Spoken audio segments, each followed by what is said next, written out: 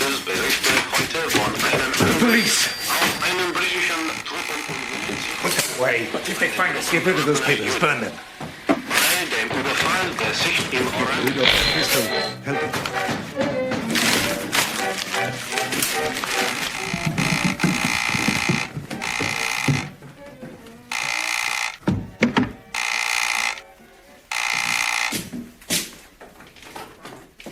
Police, I have a warrant to search these premises.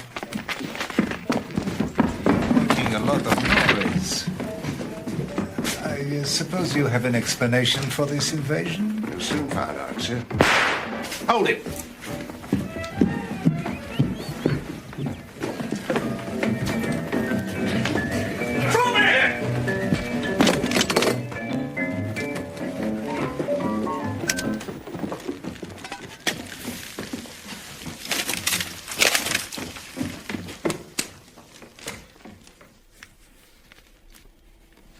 Ask the Chief Inspector to come here. I'm here, Brad.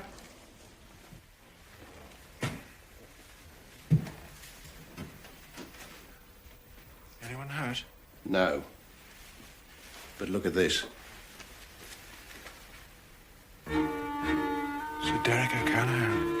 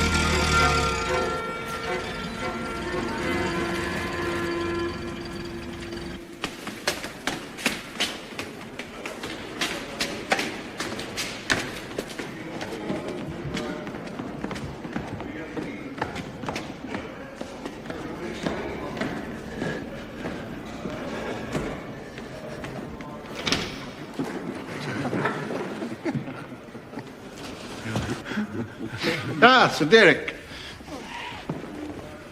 My apologies, Prime Minister. Thank you, Sir. Congratulations. Hello, William. Nice to see you back. Thank you very much. Very helpless.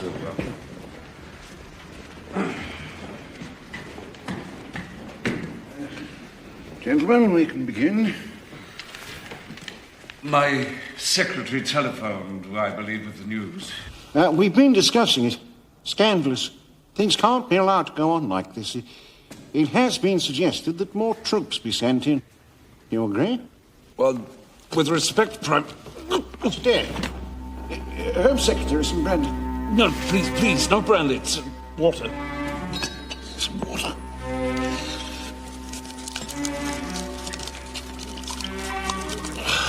Thank you. Thank you. Sorry about this. My dear fellow, what on earth was it? I keep meaning to see my doctor, but, well, this Palestine business is so pressing. But you mustn't ruin your health over it. Gentlemen, I think it best if we adjourn for the moment. No, there really is no need, Prime Minister. The pain comes and goes quite quickly. I'm quite recovered now. I wanted a private word with you anyway. Gentlemen.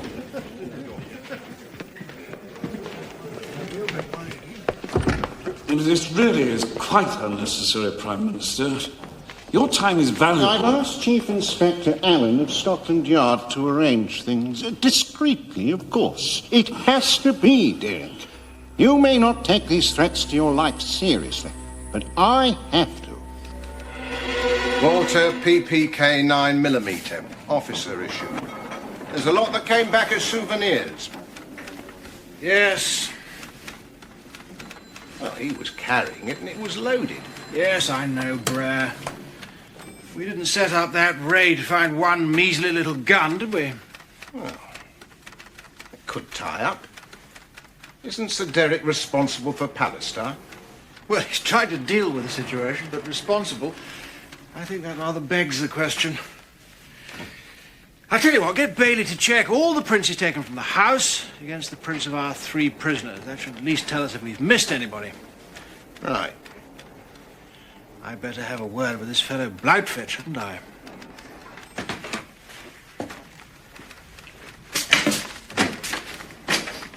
tell you what, Brad. See if you can get an opinion from the handwriting people about that stuff you saved from the fire.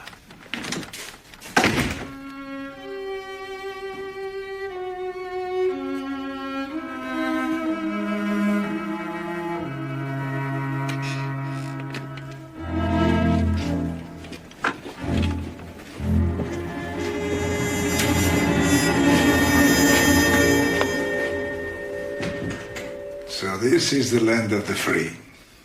Freedom does not mean liberty to break the law, Mr. Blodford. You know that as well as I do. And what crime have I committed? You invade my house. Why? A gun was found on your premises. A gun. A little gun. The world is full of guns, Chief Inspector. The detritus of war.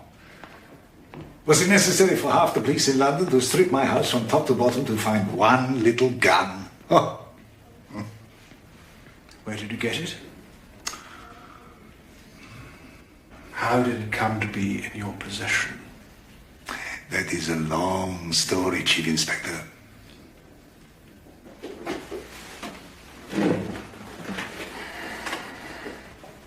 I'm in no hurry. The gun belonged to SS Colonel Halberschmidt, in charge of Oven BZ 79. At Auschwitz. I'm sure I don't have to explain to you why I was there. While we were being liberated, I managed to get hold of it. And I shot him.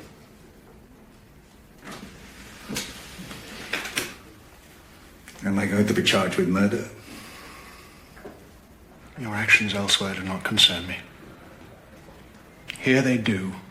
The gun was loaded. Why? I have enemies. Personal enemies?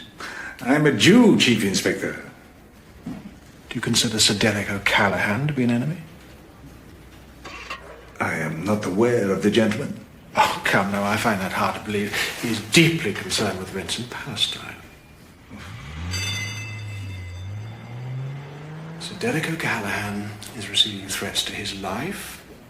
His name is found on paper in your house, and you are found in possession of a loaded gun. Now, what do you say to that, Mr. Bladridge? I think in the land of the free, I am entitled to see a solicitor.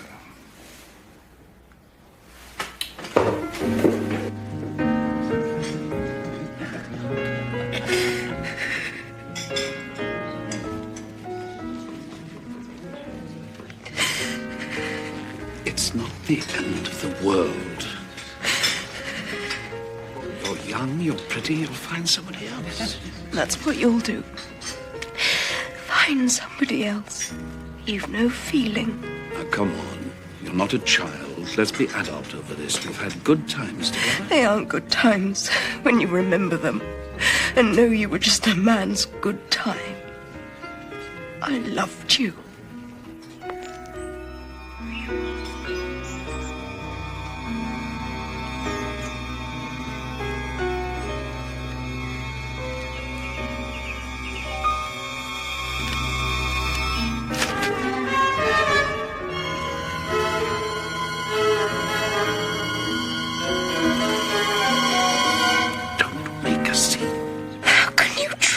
Like this. What am I to do? I love you. But if I could kill you...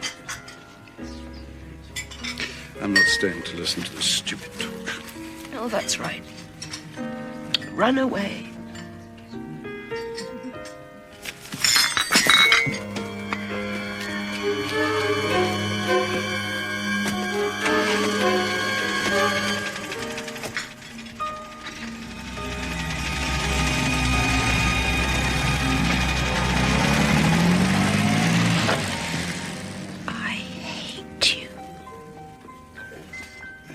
hate you.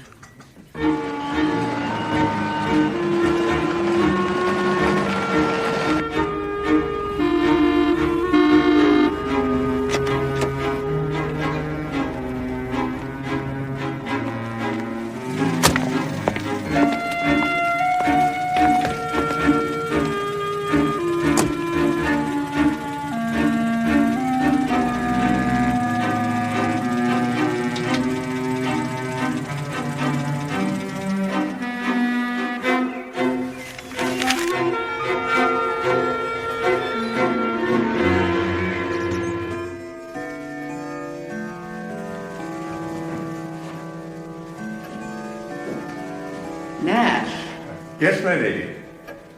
Has Sir Derek come back? Yes, my lady. He's in the study.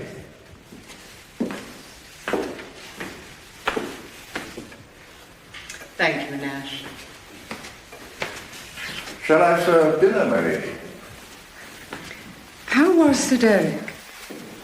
Well, much more as usual self, I'm happy to say, my lady. Then we may as well eat as usual, Nash. Very good, my lady.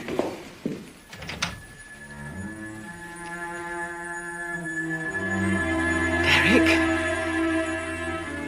I'm sorry, Cecily. I've done pain again. You can't keep putting off seeing a doctor. Have you spoken to John about it? No, I haven't seen him for weeks. Why? He rang my office this afternoon and asked if he could come round and see me here tonight. I wondered. Oh, people talk, I suppose. It's just as well you see him. He's a surgeon, not a doctor. You must speak with him. You can't go on like this. After this Palestine business is over tomorrow, I can ease up a little, get proper advice, and a good rest. There. And that's my speech for the House tomorrow. Now, don't worry.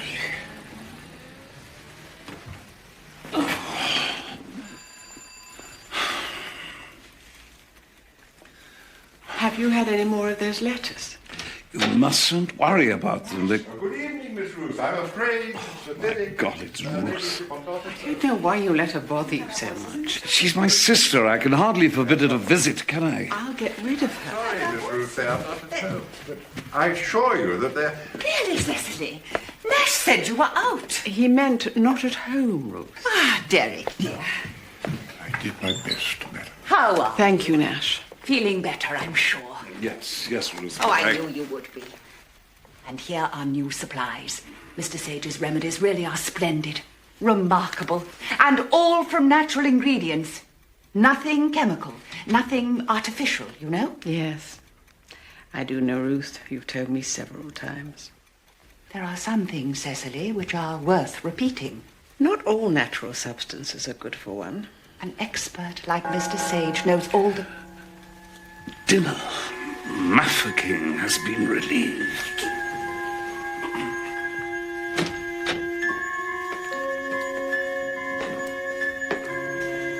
There's a curious mark on this paper, Bray. You can just see the faint outline. Bailey says there's one set of prints unaccounted for. So, 3 in the cells, 4 sets of prints, 4 in the gang. We missed one. We missed more than that, didn't we? Yes. Bad luck on Sir Derek. Well, if we'd found the weapons, it would have given him a head start in the House tomorrow. What's that? Censure motion by the opposition on his handling of the situation in Palestine. I'm too busy with crime to bother with politics. Well, you'll jolly well have to bother with him in this case. Well, let's see. We've got the Stern Gang. You've heard of them, I take it. Supposed to have a cache of arms at Blightfitch's house, ready for shipment to Palestine. All we find is one little pistol and a piece of paper with Sir Derek's name on it. So, what's going on, Brer? Well, it looks like the threats came from Blautwitz. Likelihood is he's stopped those. Yes, but for how long? Blightfitch has already got his lawyer busy.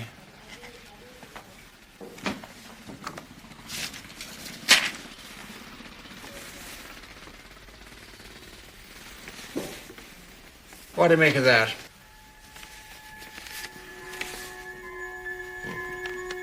Not a lot. A couple of snakes up a tree. That's a caduceus, Oh, yes. What's that? the symbol of the medical profession. Good evening, Sir John. Is Sir Derek in? I believe he's in the library, Sir John. Perhaps you care to wait in the study whilst I inform him of your arrival. Very well. May I take your coat and hat, Sir John? Not now. John. Ah, Cicely. Hello. I'm so glad you've come. That will be all. Thank you, Nash. You know Derek has been unwell. You must have heard. Of course, yes, but... He refuses to see a doctor until this wretched Palestine debate is over. With that and the stress of threatening letters. You must know about those. Surely. Yes, but... There you are, John. Sorry to have kept you. Do have a word with him, John, please. I'll get Nash to send in some coffee. We'll share something stronger, I think. Come inside, my dear fellow. Your coat, John? Doesn't matter, I shall not be here long. I've been so busy lately, and politics are a damn curse. And as for this Palestine, do sit down, dear fellow. I've not come here to exchange pleasantries, O'Callaghan. What? You're an unfeeling, insensitive blackguard. Your conduct has been beneath contempt. I don't know what the hell you're talking about, but... I'm talking about Jane Harben. Oh. What's she to you? Her happiness is more important to me than anything in the world. And you have ruined it. Oh, come on, old boy. Good Lord.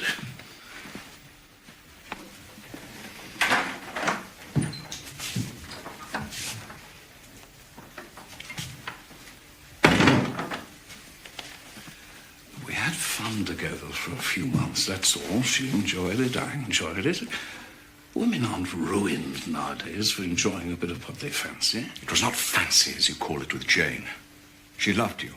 I cannot fathom why, but she did. And she believed that her love was returned. It was only because of this that she... You have ruined her life. If she thought I loved her, I'm sorry. But as for ruining her, good God. She's not pregnant, is she? Damn you, no. Well, then, what the hell does she want from me? Money, is that it? You're a bastard, O'Callaghan. I love Jane. If you drive me too far... Oh, don't be so damn melodramatic. I don't want the woman. If you do, take her. I warn you. I know your ways. If you make the slightest move to hurt or take advantage of her again, I swear I will kill you.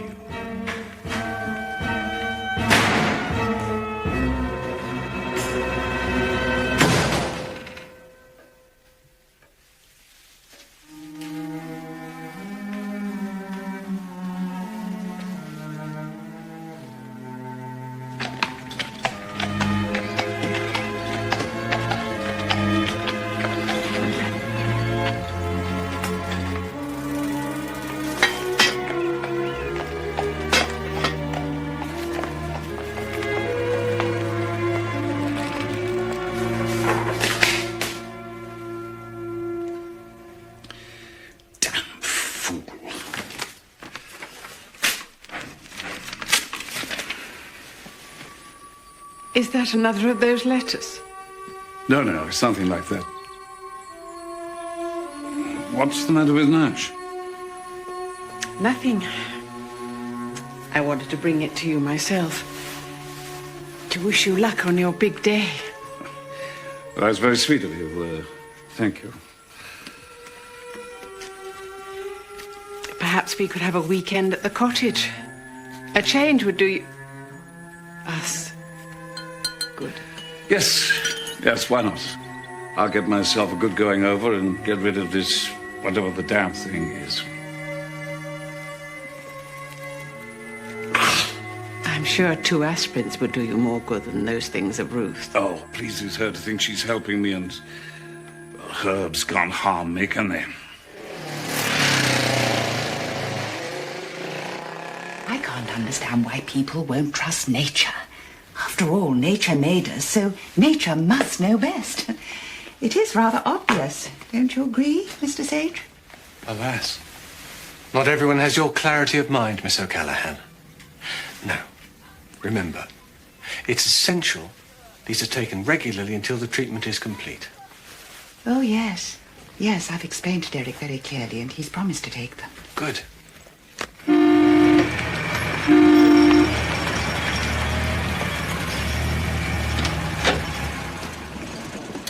Well, into battle. I hope they're not too hard on you. I can give them as good as I'm likely to get. Don't worry. You will take care, won't you? Look. Armed guard. Never lets me out of his sight. Damn nuisance, actually.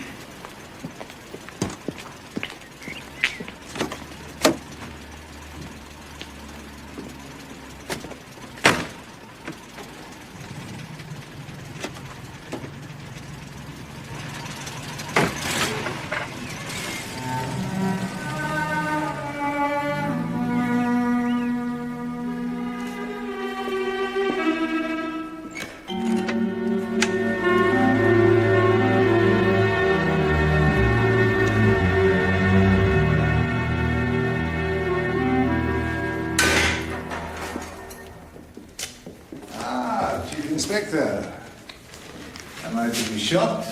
We hang people in this country, Mr. Blackford, but no, not today. Bail has been arranged. You're free to go. So, British justice works after all. With a good solicitor, it does. You're a cynic, Chief Inspector. Will my gun be returned? I advise you to keep clear of guns in future, Mr. Blackford. Oh, I shall, Chief Inspector, I shall. I wouldn't want to lead you to another mistake.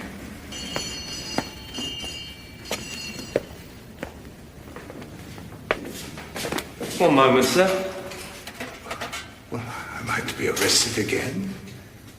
My paper, sir. Oh. Your pardon, officer.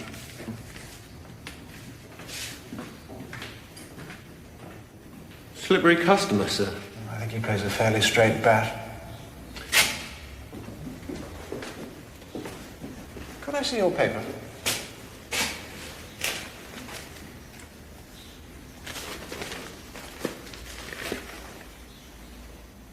Did you tear this out? No, sir. He must have.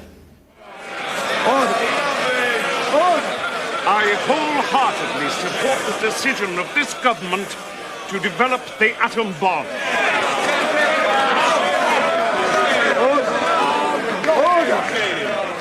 No, I will not give way. The defense of this country and the safety of our troops in Palestine is my prime concern.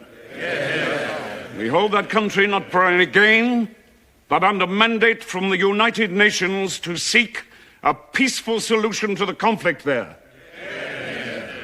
It is a burden we reluctantly assume. Why don't we get out then? It may be in the nature of the honourable member and his party to run away from responsibility, but on this side of the House we have some sense of honour.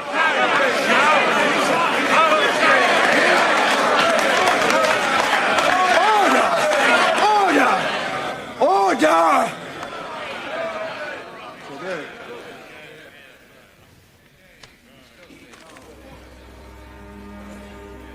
So, Derek? To yield to terrorists,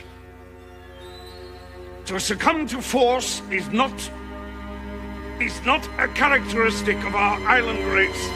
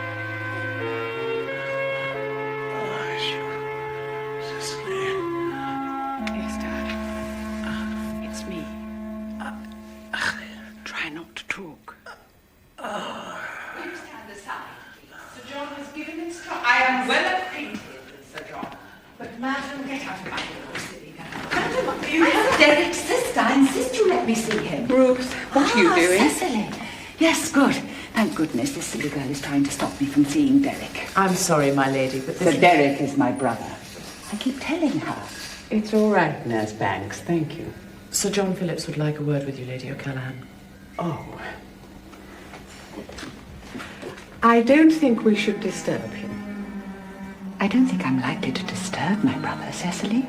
He's hardly conscious. You will be staying, Naz Banks? Oh, yes, my lady. Sir John told me not to leave him. Good.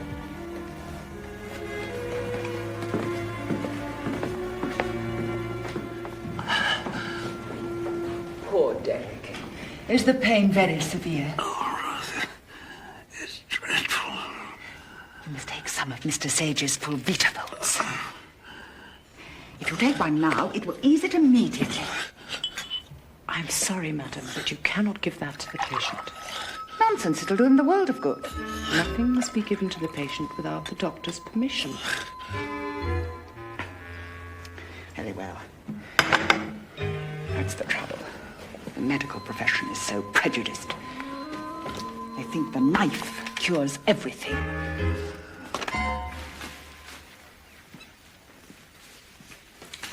Cicely, it's probably peritonitis. An operation is really imperative. I think we should get Somerset Black to do it.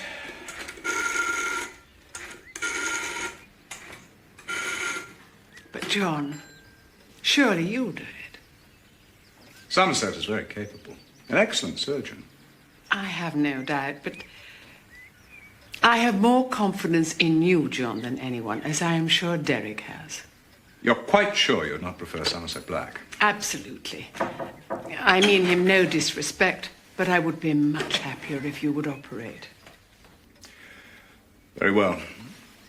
Get the theatre prepared, Mr. Toms. And the anaesthetic, Dr. Gray, I think. He's in Birmingham, Sir John. Lister Conference. Oh, well, I'll get Roberts. Will you take Lady O'Callaghan back to Sir Derek? I'll join you shortly. Thank you, John. I know he could not be in safer hands.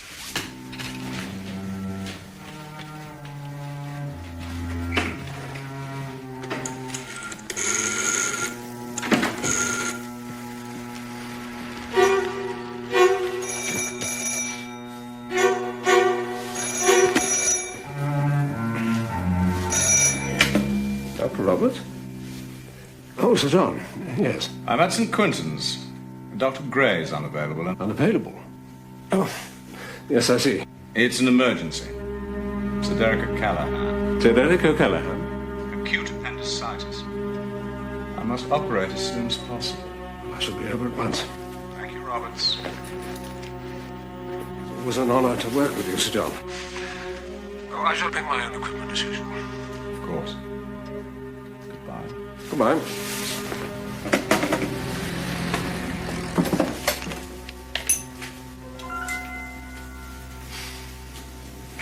Have you heard the news? No, depress me further. Oh, you had to let Blautwitz go then. Ex-concentration camp victim, one very small pistol, good solicitor. What else? Sir Derek O'Callaghan collapsed in the Commons. He was rushed to hospital. Good Lord. Nothing suspicious. No, natural causes. Appendix, I think. We can hardly accuse Blackfish of that, can we? No, we can't. I really think I should take more exercise. I'll walk to the corner. A corner? Yes, I have this sudden, overwhelming desire to buy a newspaper.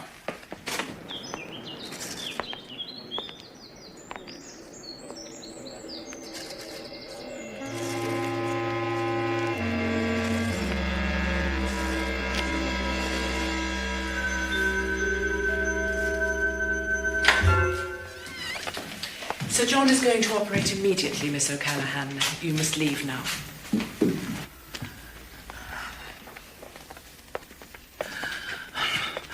It's wrong. The knife is wrong. Nature's way is best. You should let nature cure him, not the knife. I can understand how you feel, Ruth.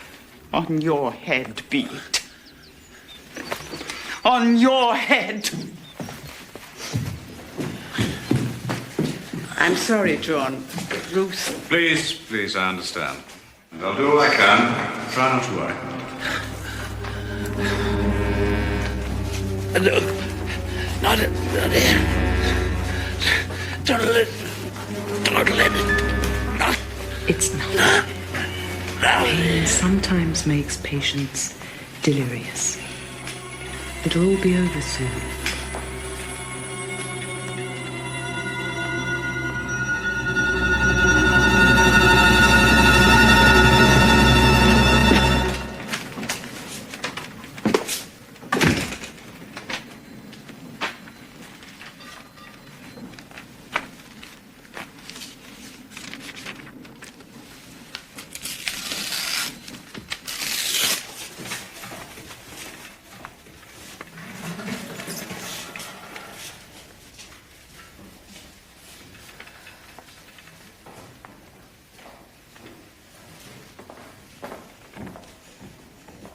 Nurse Harben, you should know by now that Sir John uses his own hyacinth solution. Put that back in the store.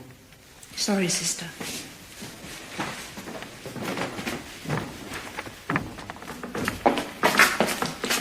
Your tray is ready, Sir John. Thanks, sister.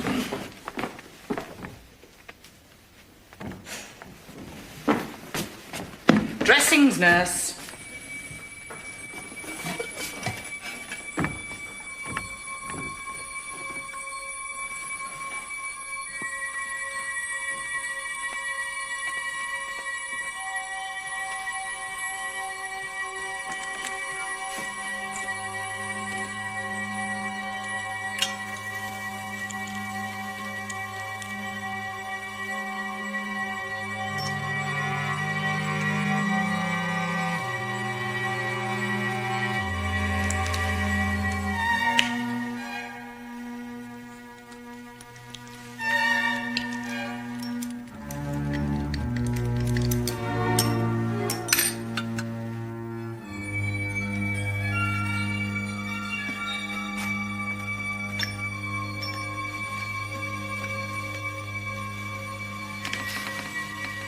Not giving him two, are you?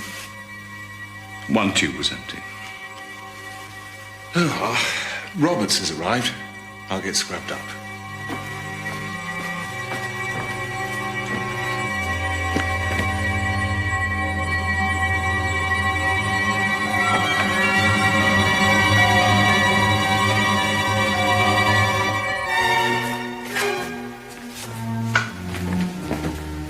Banks, doctors are dressing. Politics is an honourable profession. Might be. Trouble is, the nuts who enter it. Power and the glory, that's what they're after. Egomaniacs, mostly. Do anything, sir? Obvious. Always handing each other titles. Knighthoods, peerages, all that stuff, right, Mercy? So you think Sir Derek O'Callaghan's an egomaniac, then? Hardly got a humble opinion of himself, has he? And look at the mess he's been making in Palestine. No wonder there's Jews threatening to take pot shots at him. Are there? I've heard he gets threatening letters. Of course, could be some of your pals, eh, Nursey? I have no pals among assassins. Though sometimes they can be right. If they'd managed it with Hitler, who'd have complained? Well, of course he was mad.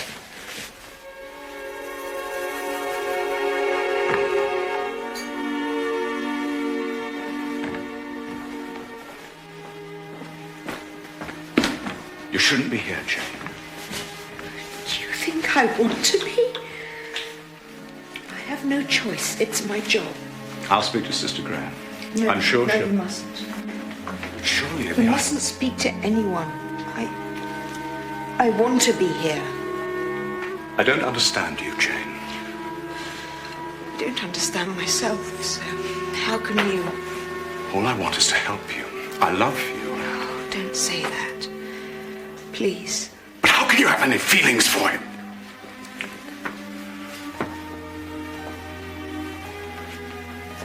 He threw you aside. What feelings I have, Don't ask me to talk about them. I'm afraid of them myself. No more than I am of mine. I hate him for what he has done to you. Is everything ready, Sir John? I've given him 100th of hyacinth. I'll have him ready in a moment. If you please, nurse.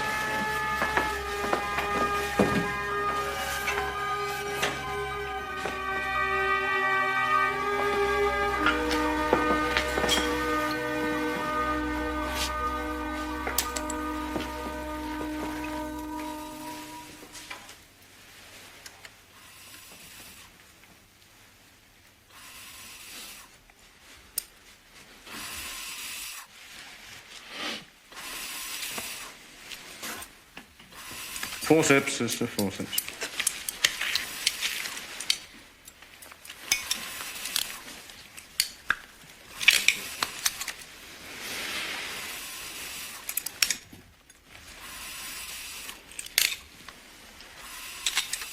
Mop. The pulse is weak, Sir John. I don't like his pulse. Count for 3 grains. Quickly, nurse.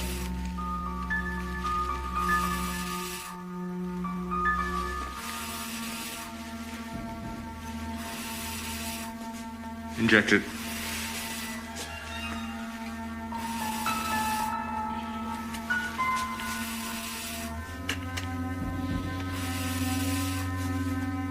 Serum, nurse.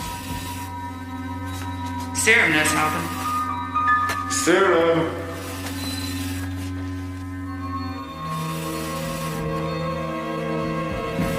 Serum, Nurse Halpin.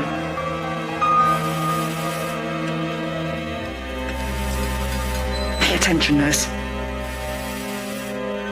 Sorry, sister.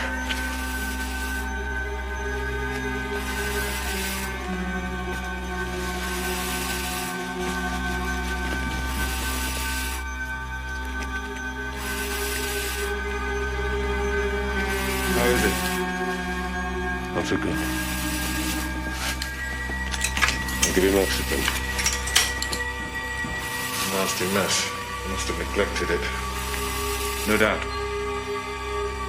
Better take him back.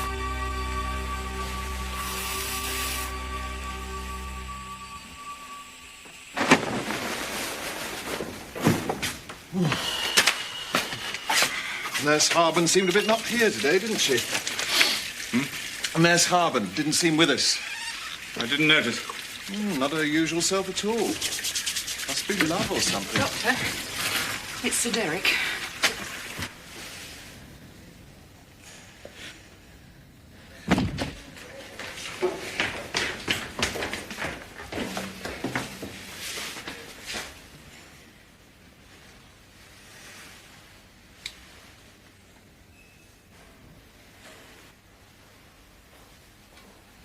He's gone.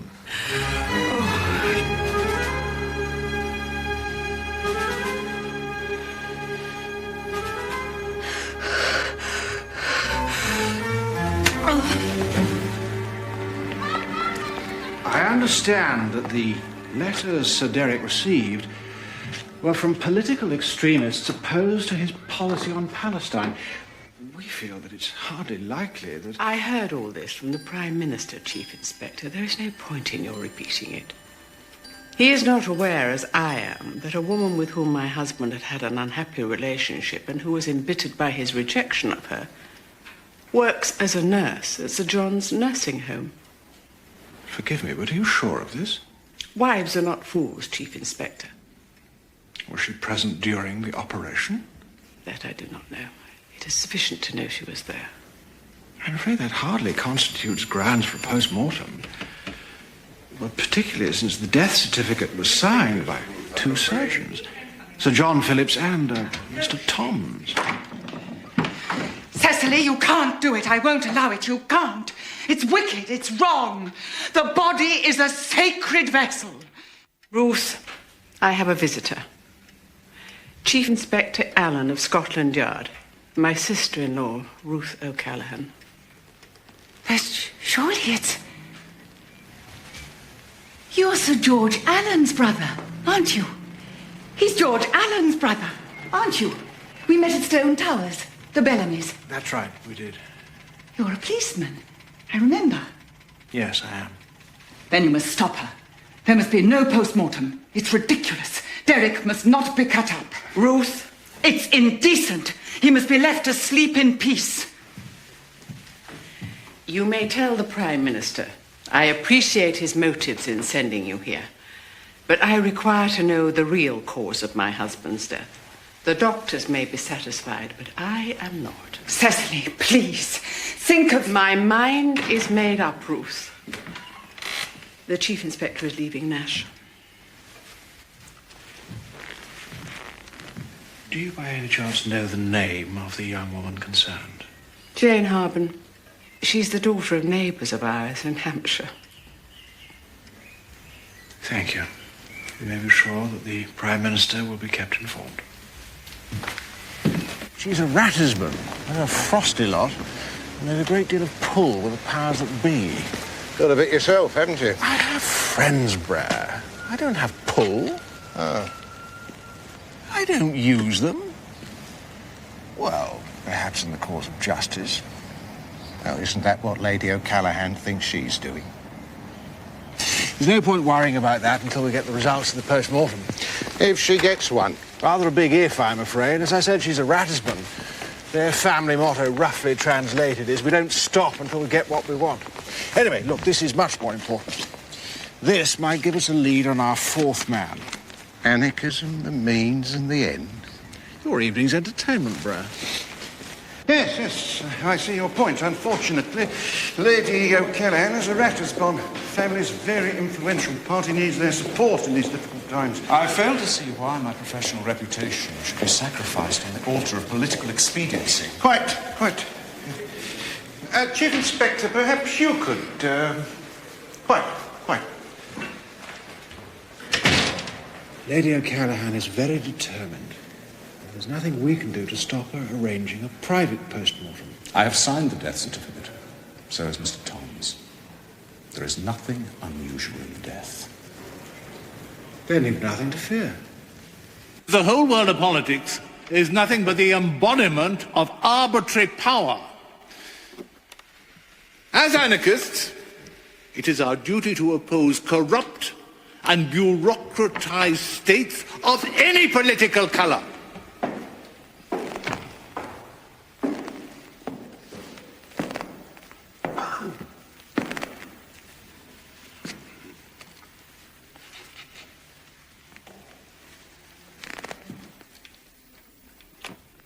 Our aim is justice. But justice is not the work of the law. Law is only a declaration of justice, controlled and administered by the arbitrary power of entrenched capitalism and privilege. Until they are uprooted and destroyed, there can be no true freedom. And let us not forget that these ends will be achieved by each and every one of us in our daily lives, particularly in our workplaces. And in this way, we will undermine the system that enslaves us and reform the world. I wonder a lot of you there, but I thought you were very attentive. Good night. I thought that question was very interesting. Because I think we can actually, if we got a lot of them together. No, it's enough now. Excuse me, miss. Quite all right.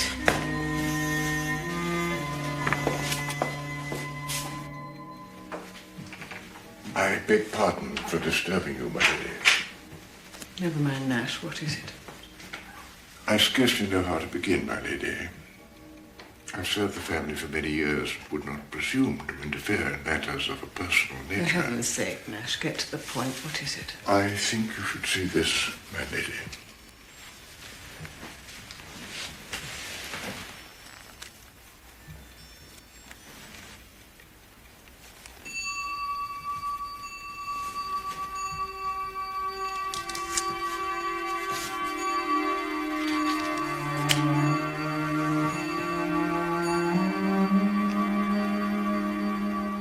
Where did you find this? In Sir Derrick's waste paper basket, my lady.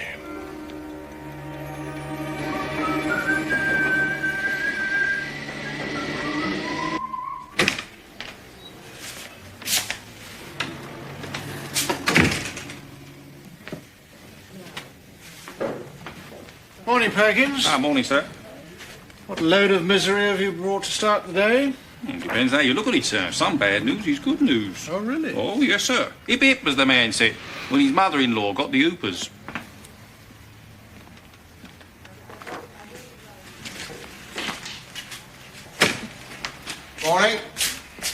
Morning, Brown.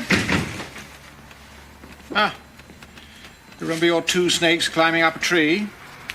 They're on free notepads given to doctors, hospitals, and chemists. That's an awful lot of people. Rosie, Lisa. Thank you, Perkins.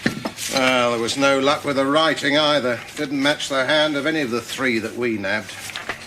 Well, I suppose that confirms something. That Blautwitch has a comrade on the loose somewhere.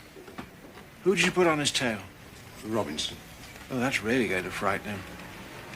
What happened to the anarchist? Any luck? Oh, nothing happened and no luck. There was no one I'd ever seen or heard of. What's Blautwitch doing with anarchists anyway? A bit out of date, I'd have thought. Still, he must have torn that piece out of the newspaper for something. Let's have another look at it. Perhaps he was playing us along, codding us.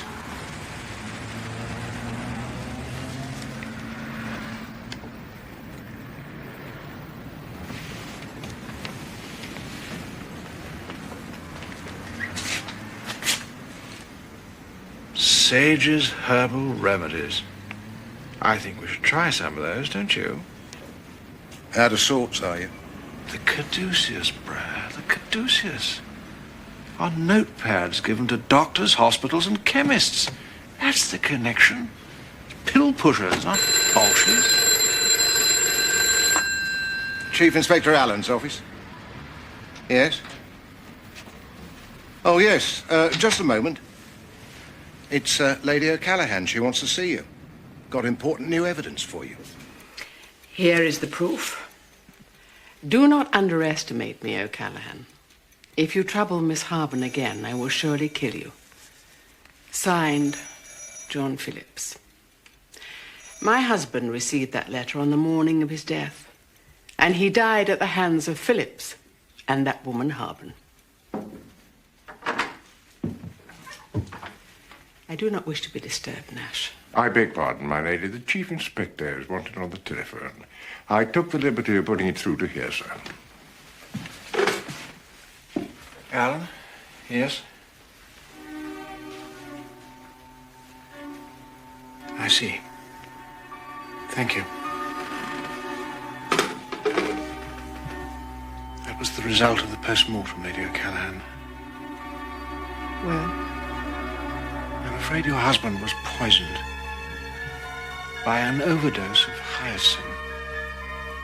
I knew it. I knew it. He killed my husband.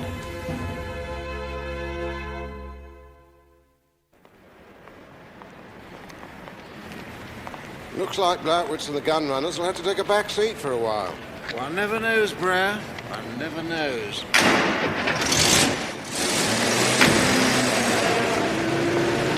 Do you think it's murder? Sir Derek O'Callaghan dies of an overdose of hyacinth. It's the same drug administered by Sir John Phillips during the operation. Who signs the death certificate? Sir John Phillips. If it isn't murder, somebody's been awfully careless.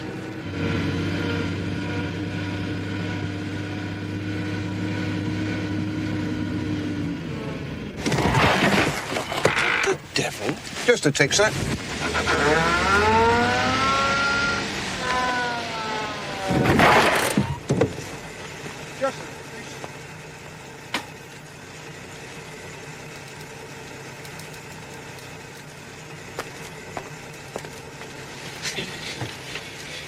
What's that all about? She's an anarchist. Well, she certainly got you stirred up. She was at that meeting that I got covered. You know, the one with the advertisement that Blautwitch cut out of the newspaper. She could be number 4. The one that was missing from that raid on the house. I'm afraid not. According to the handwriting experts, the name Sir Derek O'Callaghan was written in a man's hand. Oh. Well, it's a link, though. I mean, he died here, and that nurse works for Sir John.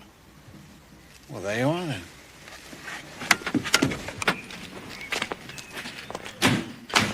Thank you, miss. Would you like to take a little stroll with me? Unless it can be established that Sir Derek somehow administered the drug himself, the situation is serious, Sir John. You do understand? Of course. Will you smoke? No, thank you. Do you always use hyoscine? Who prepares the injections? I always do my own.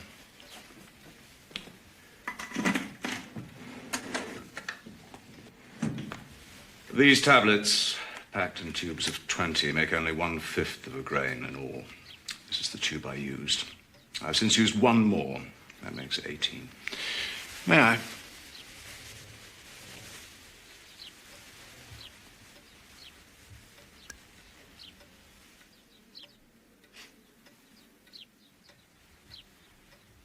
May I hang on to these? Or there might have been some mistake in the manufacture. And the box.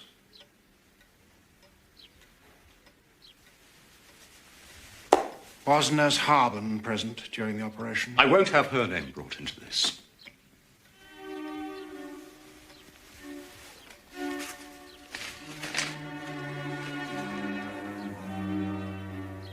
Did you write this letter to Sir Derek O'Callaghan because of his relations with Nurse Harben?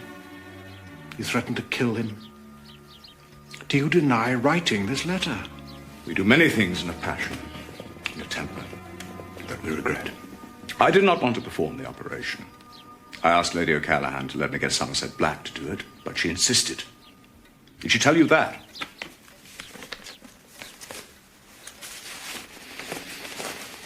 Did anyone hear you ask her?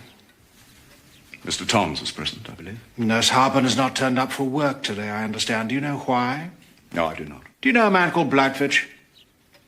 No. Never heard the name. So you do know Mr. Blackfitch? I didn't say I did. I said I wouldn't tell you whether or not I did until you told me why you wanted to know whether or not I did. Now, a few days ago, you attended a meeting organised by an anarchist group. Is that against the law, Inspector? No, Nurse. No, it isn't. I've also been to Tory, Labour, Communist, Fascist and Social Realist meetings. Did you see me at those? No. I've told you all I know, Inspector. Just a minute. I haven't finished yet. Oh, there was a dirty glass in Sir Derek's bedroom.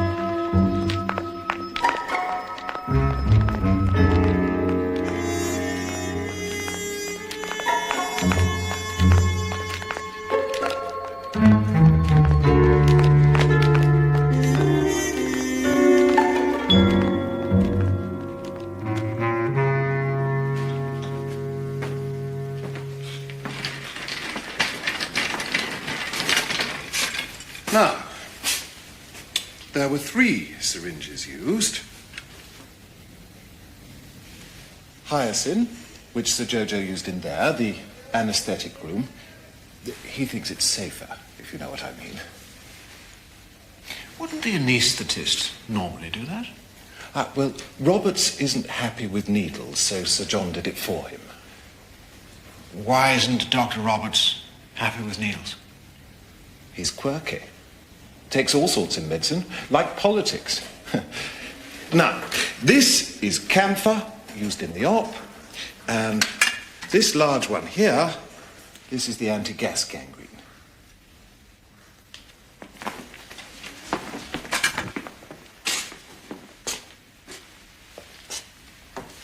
Was anyone in here with Sir John when he administered the hyoscine? Oh, no, Roberts was in the scrub. Well, actually, to be honest with you, I couldn't be sure. I don't know. We like people to be honest. Sir John filled the syringe where? Oh, here. I saw him do it.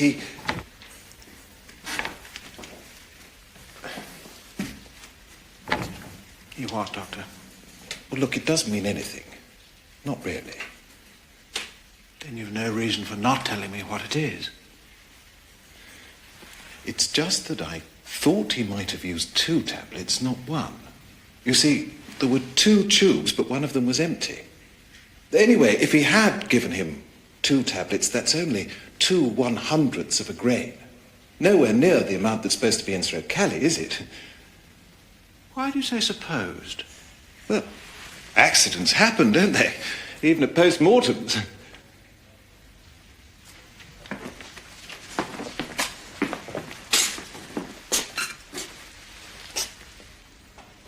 And during operations?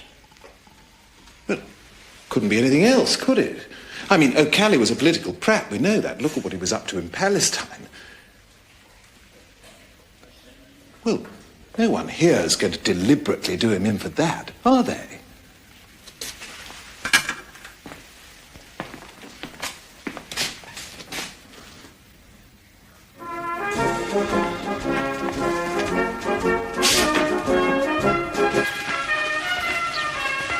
I understand Sir John has left. Where was he going? I do not know. It's not my place to ask Sir John where he's going. No, of course not. But did he say how long he was likely to be? No, he did not. And stretch. He may have been going home or to see a patient. I don't know. Have you had any word from Nurse Harben explaining why she hasn't come to work today? No. And it's very awkward. We're short-staffed as it is. Don't slack, Mr. Curtis. Without all this bother. What about Nurse Banks? Couldn't she have stayed on? Help you out?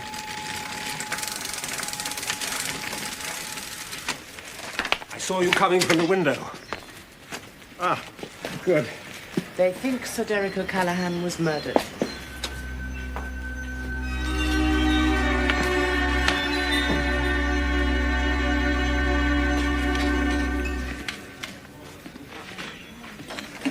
Oh, thanks.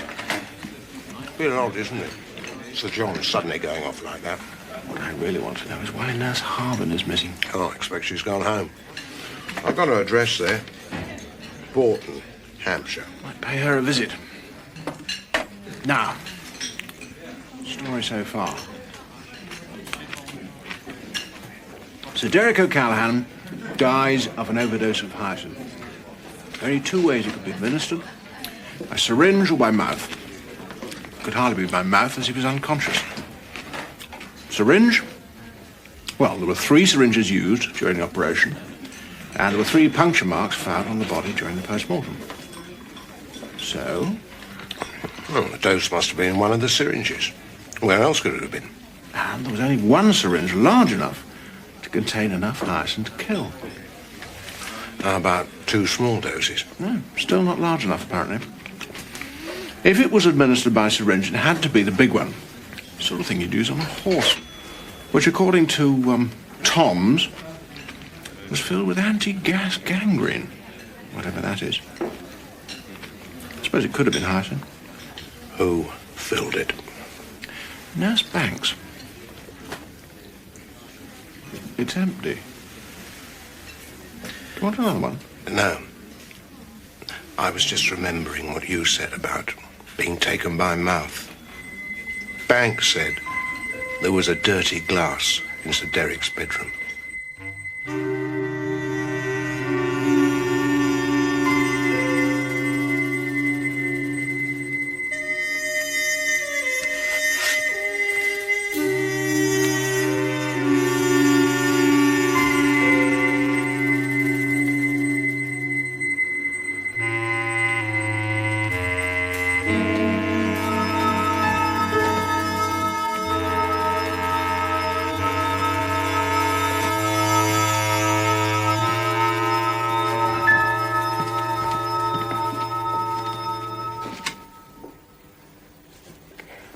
Sorry to keep you waiting. Chief Inspector Alleyn, isn't it? And you're Dr. Roberts? Do sit down. Thank you. I see you have been exploring my work. Theodore Roberts, yes. Bit over my head, I'm afraid. Froelic's synergenic parallels conclusively prove Napoleon's dystrophia adiposo genitalis. Sounds rather painful. It's a matter of power, impulse, and source. I need hardly tell you of its connection with sex. See, there's an acute conflict between the survival of the fittest, nature's law as defined by Darwin, and the human tendency to preserve the weak. Genius and the arts, and an excessive power impulse are both, in a sense, deviants from the normal. The extremes of both being madness. Is the transmission of their genes beneficial to the human future? Quite. I was hoping you might help me with a rather more mundane problem. The death of Sir Derek O'Callaghan. Yes. Yes, that's quite dreadful. I cannot deny that I'm rather selfishly nervous on my own account. But I suppose it's difficult for all concerned in the operation. But you gave no injections, did you? No. I'm thankful to say no. Isn't it usual for the anaesthetist to give injections? I have a personal, rather painful reason I never give injections. Why not?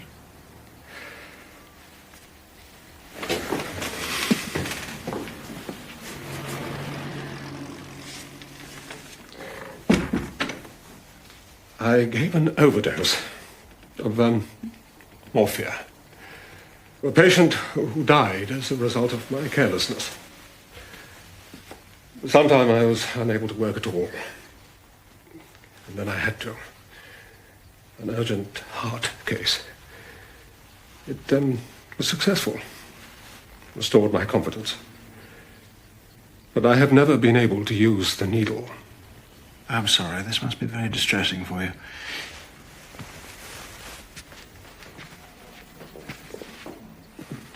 But you did examine Sir Derek before Sir John gave the injection. Yes, of course. I've been failing in my duty if I've not done so. His pulse was very slow. Really? Mr. Toms has stated that you were worried about that during the operation. His pulse was worsening progressively. Naturally, I had to draw Sir John's attention to it.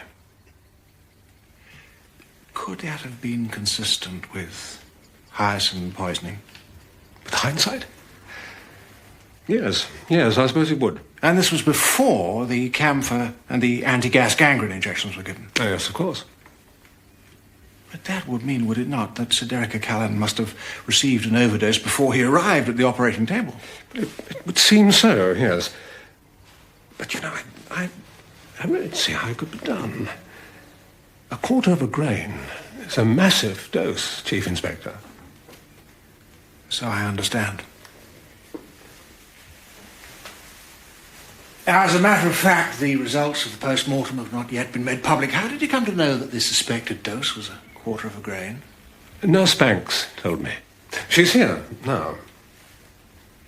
She came to tell you the news? Not especially, no. We have a shared interest in mental disorders. She's using my upstairs library. Helen! We were about to have coffee. Perhaps you'd care to join us. You don't seriously think it was murder, do you? Well, frankly, I don't know what to think. It could have been an accident, but... I suppose you'd like it to be murder. My dear Miss Banks, I can assure you, I'm only interested in justice. Thank you. If a wrong has been done, it has to be put right. Well, I can't argue against that. I'm all for justice. I just wish there were a bit more of it. In society generally. Oh, let's get into politics. See, I really don't see how it could be done. Everybody sees what everybody else does in an operation. Isn't that true, Helen? We do. Except...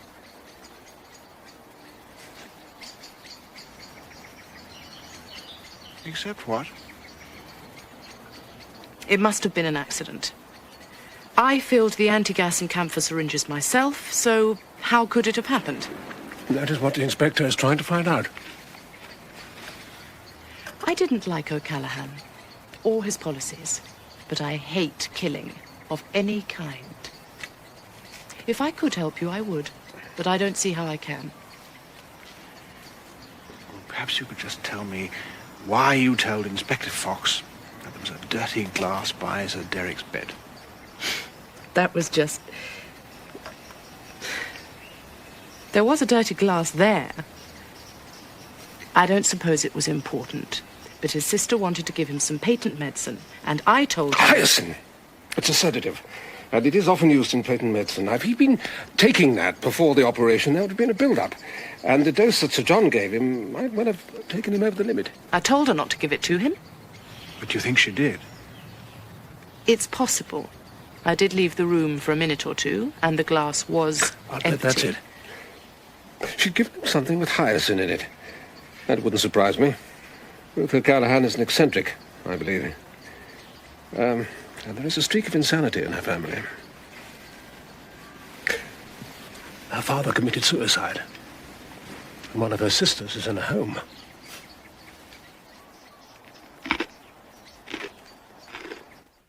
Sacrilege. Sacrilege. The family will never forgive you for it. Goodness sake, Ruth, shut up. How can he rest in peace after being mutilated? His spirit will be in torment. You think he was a saint, but he wasn't. He was a Casanova, always after younger women. How dare you! It was only my tolerance kept our marriage and his career intact. Derrick was a gentleman. He was a womanizer. God knows why I loved him.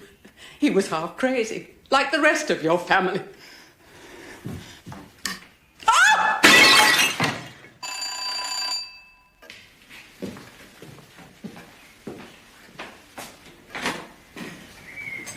Good afternoon, Chief Inspector.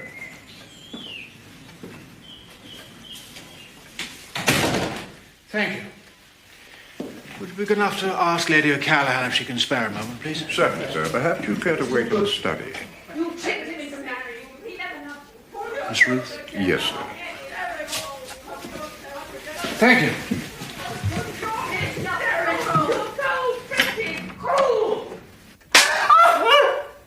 Chief Inspector Alleyn has called my lady and would like to have a word with you and Miss Ruth. I've shown him into the study. Get Bessie to clear up. We've had a slight accident. Very good, my lady.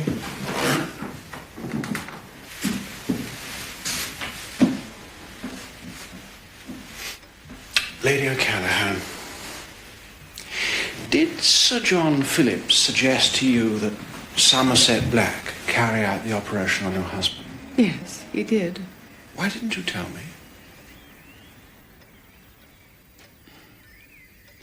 Is there any reason I should have? Forgive me, but if Sir John had wanted to carry out his threat, he'd hardly have suggested another surgeon for the operation. It was a ploy. He knew I would insist, ignorant as I was of any hatred he had toward Derrick. And another thing. Before Derrick was wheeled into the operating theatre, he revived for a moment and cried out, don't let, or something like that. But he was clearly warning me against letting Phillips operate. I'm sorry, but how can you be so sure? Because Phillips was standing in the doorway and Derrick was looking straight at him. The nurse who was in attendance heard him too, but said Derrick was delirious. And you didn't think this worth mentioning before? I had been upset and confused. It is not every day one's husband is murdered. I appreciate that. It's just that premature accusations... I also remember that the night prior to my husband's death, Sir John visited him here and behaved most oddly. I realize now it was about that Harbin woman. Is there anything else you remember? I would not wittingly hold anything back, Chief Inspector. I wish to know the truth about my husband's death. Yes, of course. Oh, prior to the operation, was Sir Derrick taking any patent medicines? Tell the Chief Inspector, Ruth. tell him about Mr. Sage's magical cures?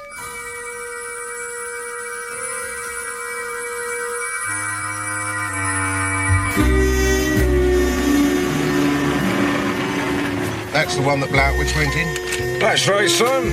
105, he went into Sage's, 104 Collins. Yes, never mind the others. He went in there. You sure? Of course I'm sure, sir. From a report. Right, wait here.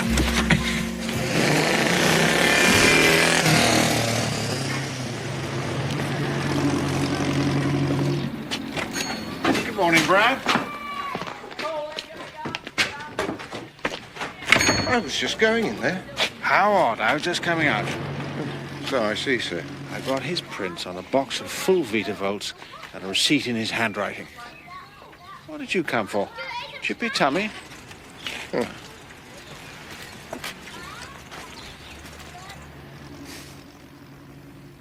Fascinating. Absolutely fascinating. I can't make top or tail of it. What about you? Well, at least somebody's awake.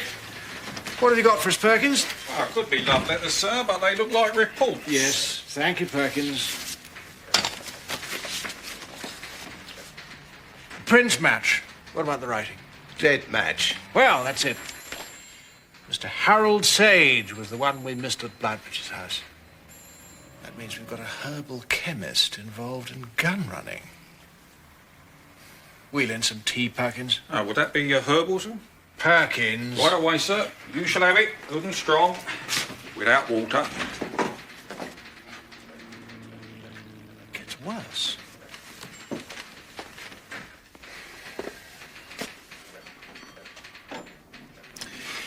Brett, is it possible that this man, Harold Sage, acting on Blautwitz's instigation, supplies Ruth O'Callaghan, Derek O'Callaghan's sister, with this full Vitavolt stuff laced with hyacinth?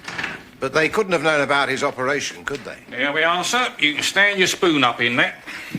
Thank you, Perkins. Ask Robinson to come in, would you? And go out without making a joke. Oh, that would be one, sir.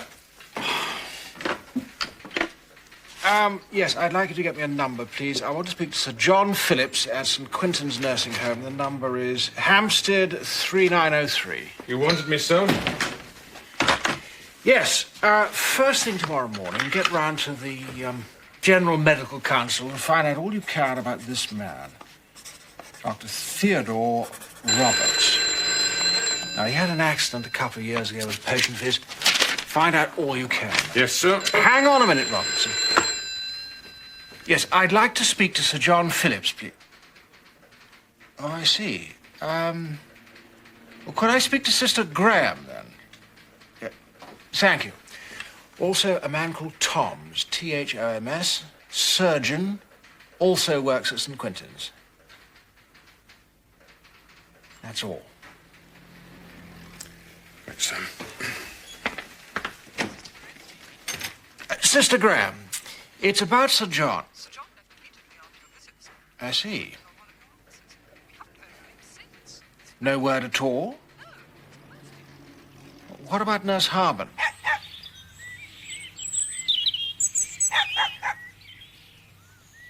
It was an accident. It must have been an accident. You surely don't think I killed him?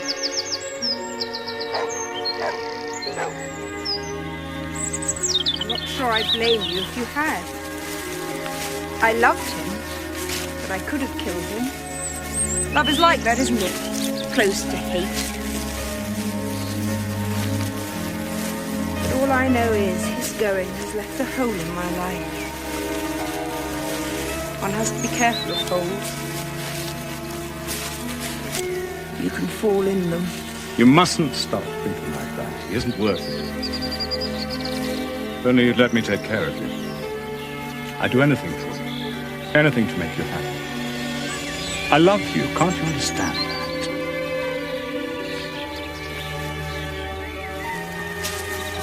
How do you know you aren't just infatuated with me? It can work both ways, you know.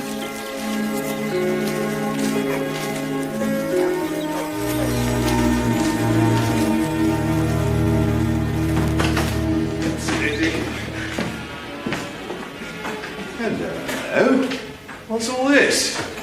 Deep in thought or a touch of the old catatonics? Is Dr. Roberts coming? Well, he's here already. Don't tell me you're pining for him when there are handsome young surgeons available. Oh dear. Right then, what's on the menu today? Not an appendectomy, I hope. I don't think Sir Derek O'Callaghan's death is anything to joke about. Maybe not. There's no point being hypocritical, is there? Wouldn't you agree, old boy? I mean, Sir Derek O'Callaghan is not exactly in love throughout the land. I go further, in some quarters it won't be sorely missed.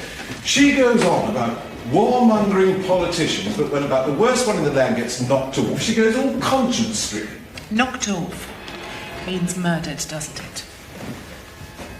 Don't you try and get clever with me, young lady. If he was knocked off, we all know no one had more motive for doing it than you. Oh, that's not fair. You yourself have said, in my presence, that a lot of people would be better off if Sir Derek was dead. Well, yes. I was just thinking about those poor Jews who get stuck in a boat, unable to land. Exactly. Nurse Banks was merely thinking of the other unfortunates. I know you both mean well, but really you're arguing over nothing. Nobody here would murder a patient. And how could they? With everyone watching what everyone else is doing. It's impossible. Nothing's impossible. It could be done. How? Come on then, smarty pants. If you know how it could be done, tell us. Come on.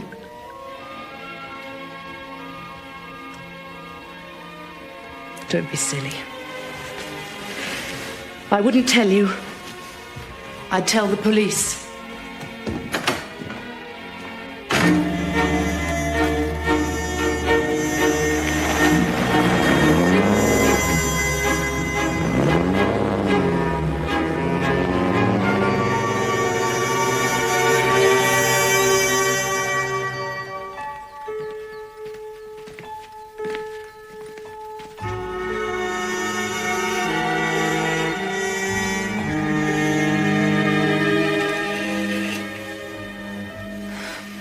I understand what you're saying, Chief Inspector, but how can I? I knew what kind of a man Derek was, but I loved him. There it is. And Sir John?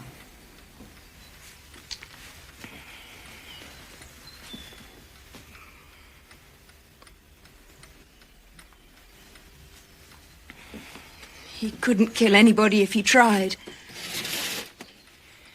He's too soft. You've got to believe that. Do you happen to know where Sir John Phillips is? He went back to London. He left just before you arrived. Are you sure he's going to London? He's not the sort of man to run away. Can I answer that? Or are you afraid I'll run away? Don't be too harsh on us, Miss Harben. We're only doing our duty. I'm sorry. It's all so upsetting. 4226? Hello? Hello? She loved him. I sometimes wonder what women are made of. They often wonder that themselves. But so I'm told. Still, in love with Sir Derek. Oh, well. Mind, she doesn't exactly seem averse to Sir John. Well, defending him like that. It's Scotland Yard. They want to speak to you, Chief Inspector. Thank you.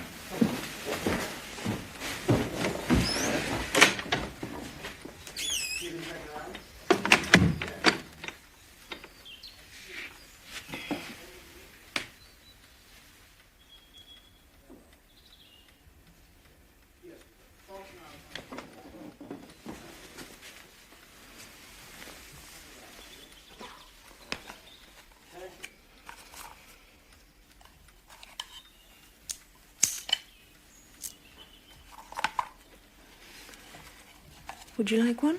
No, thank you, miss. The syringe that was used for the pre-operation injection of hyoscine, did you see Sir John fill it? No, I did not. Did you handle the two that were filled by Nurse Banks? Yes, of course I did. It's part of my job to Do you think I emptied them and refilled them with hyoscine? Is that it? It's absolutely impossible for anyone to do anything they shouldn't during an op. We've got to get back to the yard, Brer. Things are hotting up.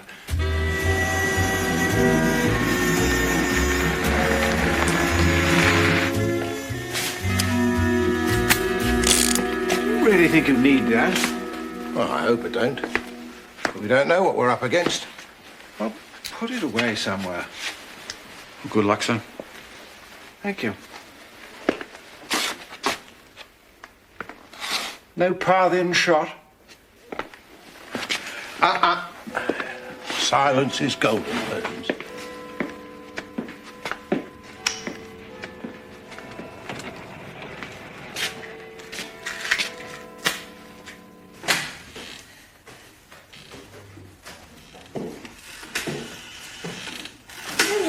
I was just coming out. Oh, that's all right, Mrs. Oliver. I've run out of sugar again. Yes, I'll... Oh, it's all right, dear. I'll come back later. Yes.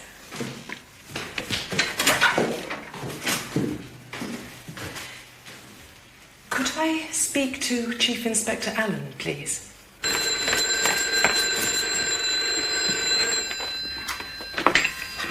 Chief Inspector Alleyn's office? Could I speak to the Chief Inspector, please?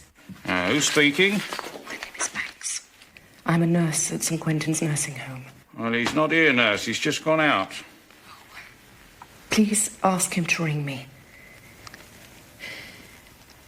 I know how something could be done. Tell him that. Know how something could be done. Right, nurse. Thank you.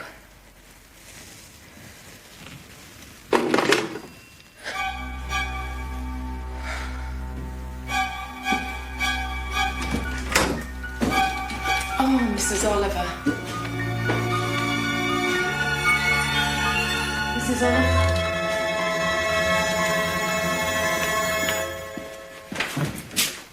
Sage! Right! It's done. Here. Should have left 10 minutes ago. The ship won't leave on time. Never does. Now remember, number 3 shed. Say happy days and you'll be clear. I'd let him go.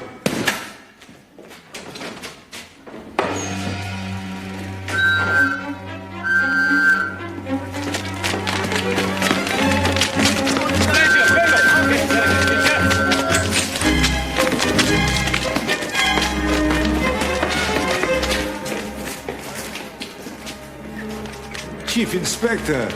Oh, really? This is getting beyond a joke.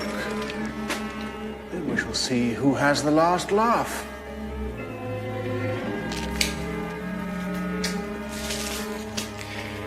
Open it up, Brown. Correct me if I'm wrong, Chief Inspector, but wasn't Brer a rabbit? No, not this one. You never heard of Brer Fox? Guns may be embargoed. Medical supplies are not.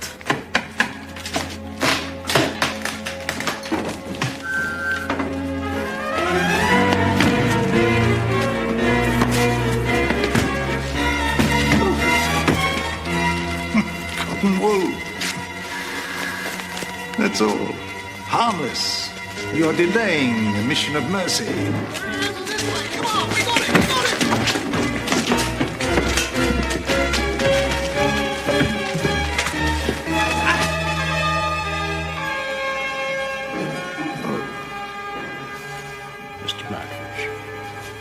Chief Inspector.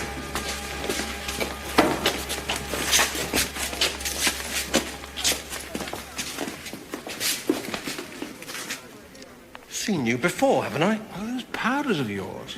Just the ticket. We're still none the wiser as to who killed Sir Derek Callahan. All in good time, Bram.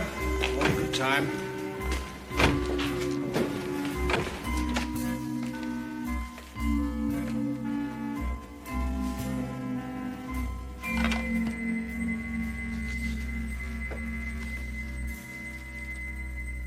Nurse Banks knows how...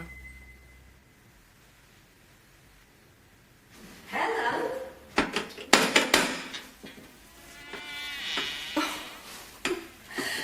Helen? Helen? Oh, I didn't know you were asleep. I won't disturb you. I'll just turn the light down.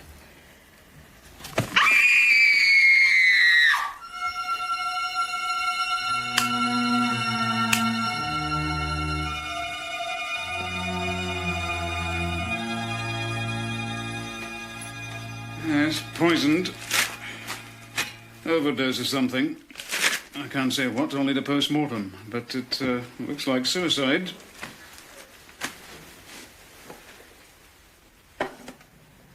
Nothing's been touched, has it, Merritt? Oh, no, sir. No, I've seen to that, like you said. I've let no one touch anything.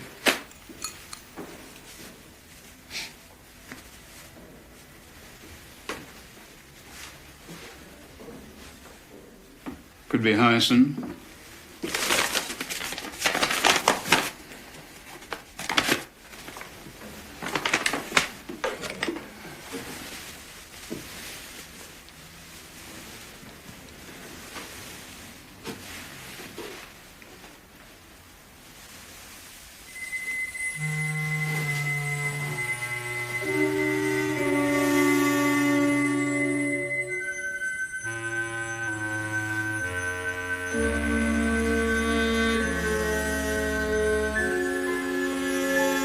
Blood?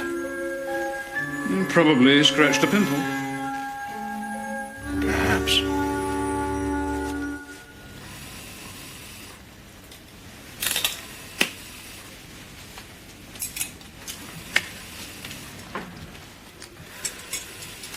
That's it. The patient can be removed now. He's not his usual self today, is he? I don't wish to speak out of turn, Sir John, but Mr. Turner seems to... That's another lucky fellow tucked away. Well done, Sir John. You're well advised to take your profession more seriously, Mr. Toms. Surgery is not a matter of humour. I wasn't being funny. I meant it. It was a damn difficult op, and the fellow was lucky to have you doing it. Sister Walsh, I think you better come. Oh, my God. What is it now? What the... What's all this? Jane, what's happened? I don't know. I was told to come in here with him and stay with you. Stay. No one is to leave without the Chief Inspector's permission, sir. This is ridiculous. Sir.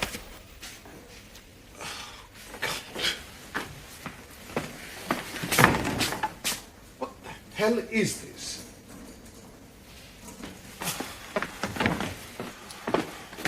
Oh, for God's sake. You can't come barging in here just when you feel like it. We have important operations to get done. All right. This is very irregular, Chief Inspector. So is murder, Sir John.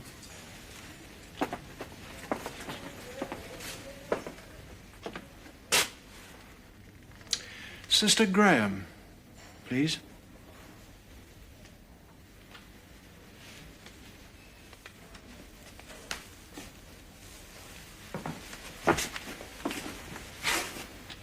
The syringes were on this table. I've already been through that with you. What's the point of... If you'll be quiet, Doctor, please. Is that correct? Yes. Sir John, you took a syringe, you filled it with hyacinth, you took it through to the anaesthetic room, and you injected it into Sir Derek O'Callaghan. That is correct.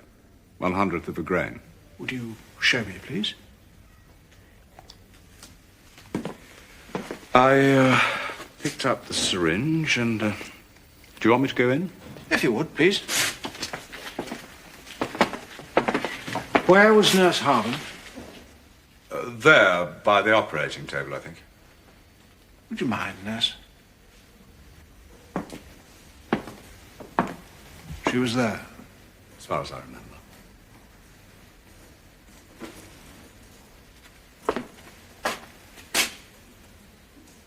And what about you, sister? Me? I really don't know. You were there, at the table, looking at the syringes.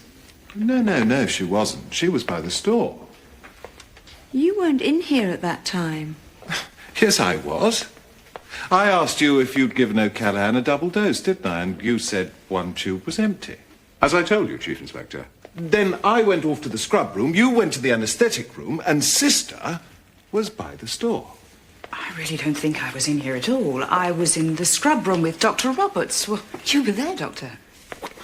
Certainly there when Tom's came in. Yes, and I was helping you dress when he came in. No, you couldn't have been. When I went in, Roberts was scrubbing up. You were there where you are now, sister. Nurse Banks came from the anaesthetic room and you told her to help dressing. Oh, yes. I think Nurse Harbin's right. I did speak to Nurse Banks. You were there, by the syringe table. Yes, very well, nurse. I was by the table.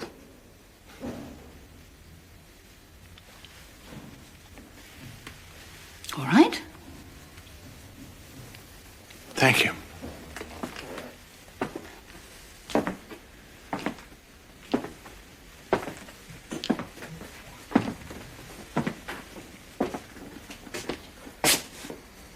Dr. Roberts.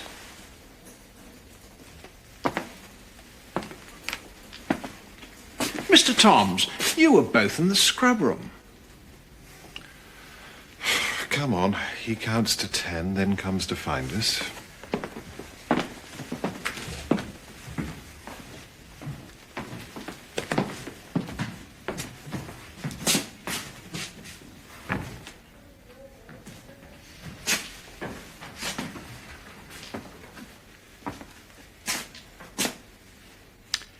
So, John? So, Sir Derek would have been where exactly? Thank you. And you gave the injection? Left arm in the artery. And this is the anaesthetic equipment? Yes. So you give the injection before this is used? Yes. So this is wheeled in next to the trolley? I would not be here then, of course. No, I understand. Good. Thank you. Inspector, please. Come in here, please. Ladies and gentlemen, I would like the patient to be wheeled in, and you all to be in the positions you were at the time. It'll be charades next. Inskip, you would have played Banks.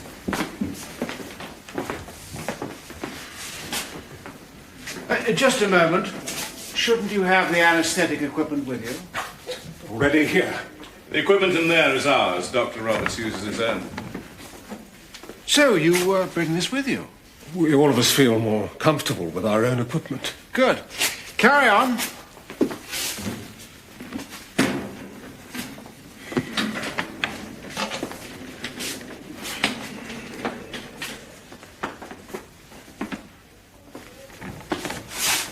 So you're all in these positions when the operation on Sir Derek Alleyn commenced? Yes. Nurse Inskip would be Nurse Banks. What about the lights? I did them. Thank you, sister.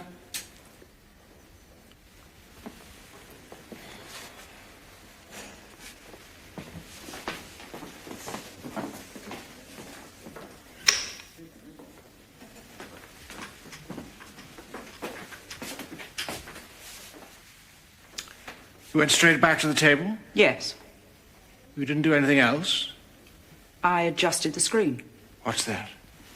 Well, that's it. It's to conceal the patient's head while the surgeon works. In case the patient comes to consciousness for some reason. Well, we'd better have it then, hadn't we?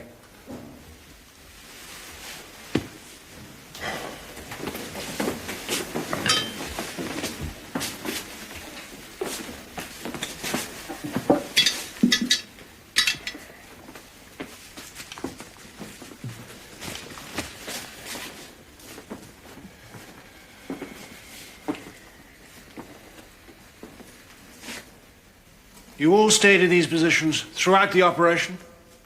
Except for when syringes were needed. Nurse Harburn, you collected one. Yes. You gave it to Sir John. No, Sister took it from me. She wasn't paying attention. I gave it to No, I gave it to Mr. Toms, who injected it. No, that was the second one, serum for the dressing. Banks gave the first one, the one you asked for. Thank you. I'd like you all to go to the scrub room, please. Look, what the hell is this? Mr. Toms! Well, I'd like to know what the hell's going on, ordering us about like kids in a kindergarten. Sister.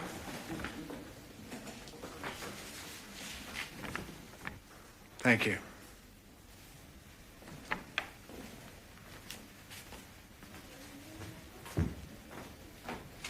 Blake, cover the door. Where? It's got to be here somewhere.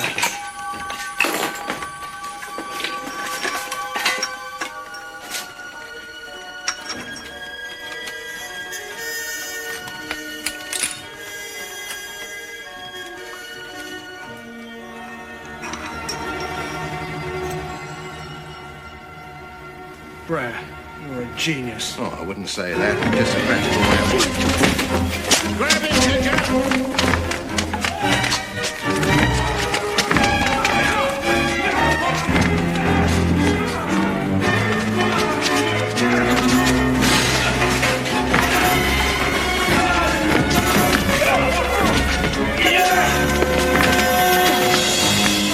Nurse Banks guessed, didn't she? She realized that you were the only one.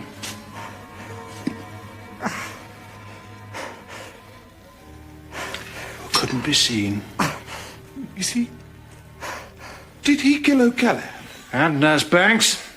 She was full of all sorts of burning causes, as you were so keen to tell me. One of them was justice. Why? What had Sir Derek done to you?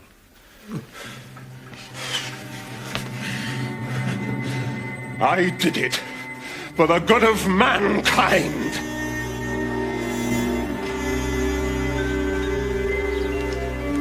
But there were only 3 injection marks on the body. If Roberts had used the syringe, there would have been a 4th. There is. In the head. Under the hairline.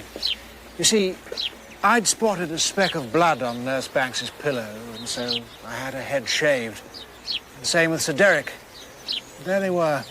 Tiny marks. So simple. Should have been obvious. But his not wanting to do injections. Oh, a perfect alibi. Well, nearly perfect. Excuse me.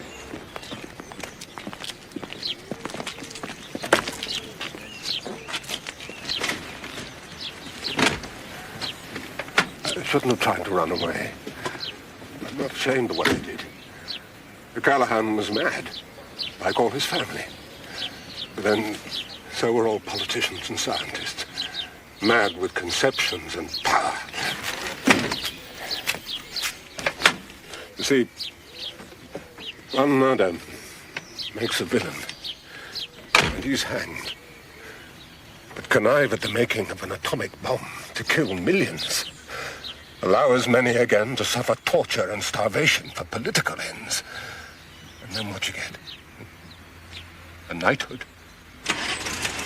Society rewards its potential destroyers.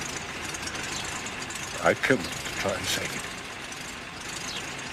Was Nurse Banks a destroyer?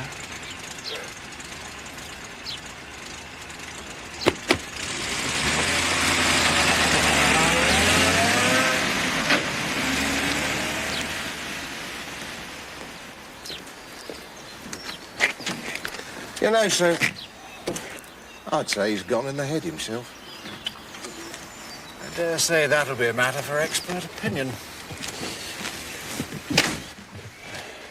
Do you know, Brer, I sometimes think madness is an extreme kind of sanity.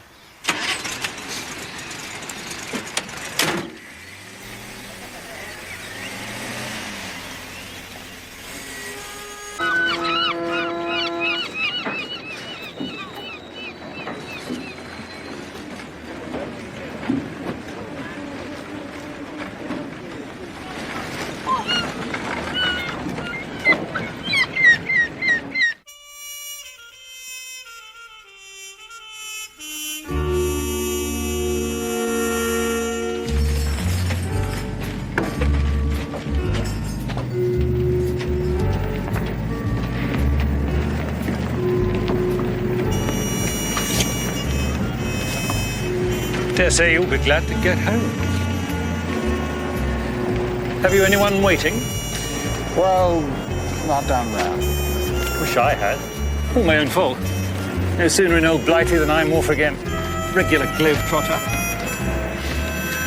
Ah, well, back to... what's the word? Austerity. Thought I'd gotten away from it forever. Hard luck.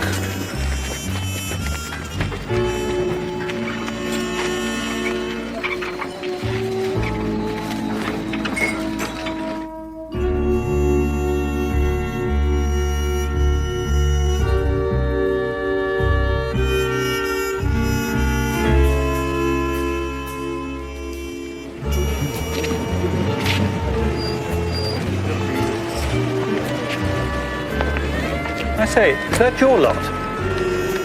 First officer's compliments, sir. You and Mr. Trumbucan disembark by E-deck gangway, starboard side. Thank you. Thought you might like to see a paper, sir. The pilot brings them on board. Oh, thanks. Well, let's see if there's any good news for a change.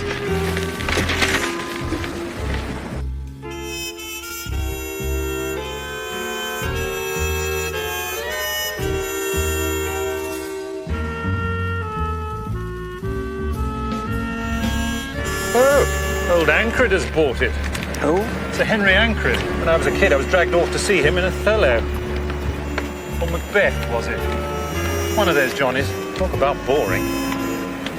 Died on his birthday, it seems. Really? The occasion was marked by the unveiling of his portrait commissioned from Miss Agatha Troy, R.A. Can I see that, please?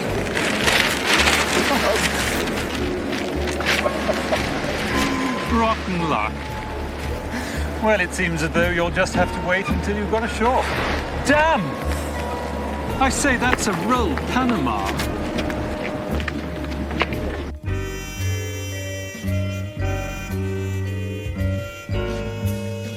Oh, well, I suppose I wouldn't be wearing it again for a year or two.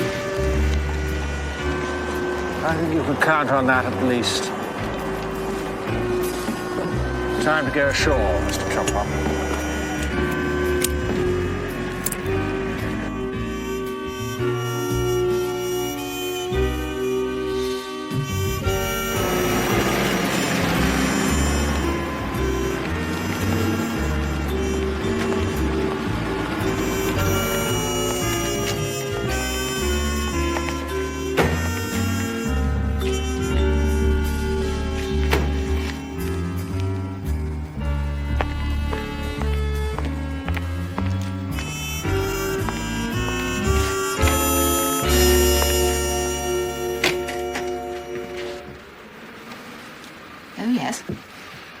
Back so soon, then? It's been 2 months. That's it? Well, I never. Is that for me? Flowers have a tendency to wilt. I haven't seen one of those in years.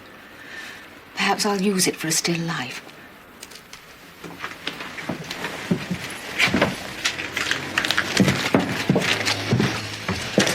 I wouldn't have minded a bank robber. Even a murderer. Strangler, say, or one of those henpecked little fellows who's seen his wife off with an axe. Con men of the lower depths. They ooze what they think is charm, and it's endless, day and night. Laid on with a trowel. I know the feeling. When I think of sharing that broom cupboard of a cabin all the way from... From Cape Town, was it? Excuse me? What? Oh, I just thought that after telling me all about your adventures in India... South Africa. That you'd condescended to ask me what I'd been doing for the past, whatever it was. Oh, I know what you've been doing. Really? Clever you, then. Well, you've been painting that old actor Ancred who's up and died. My God. What's the matter? Do you know everything? One reads the Times. Well, I've been trying to... What's that awful expression? Get up a head of steam to tell you about it. What's the matter? Rory, I'm not scatterbrained, am I? No, don't laugh. The old man's dead. They all said it was the crayfish. But what about the red paint on the banister? Or that horrid little book about how to embalm a corpse? I mean, if it comes right down to it, what happened to the arsenic? Oh, look, I am making sense. Inside my head, I know I am. It's simply that I'm no good at telling a story. But you're going to.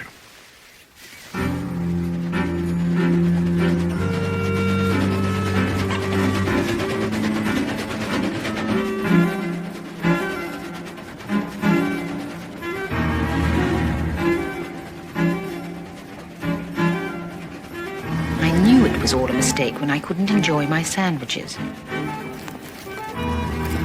And I'd given myself a treat, smoked salmon.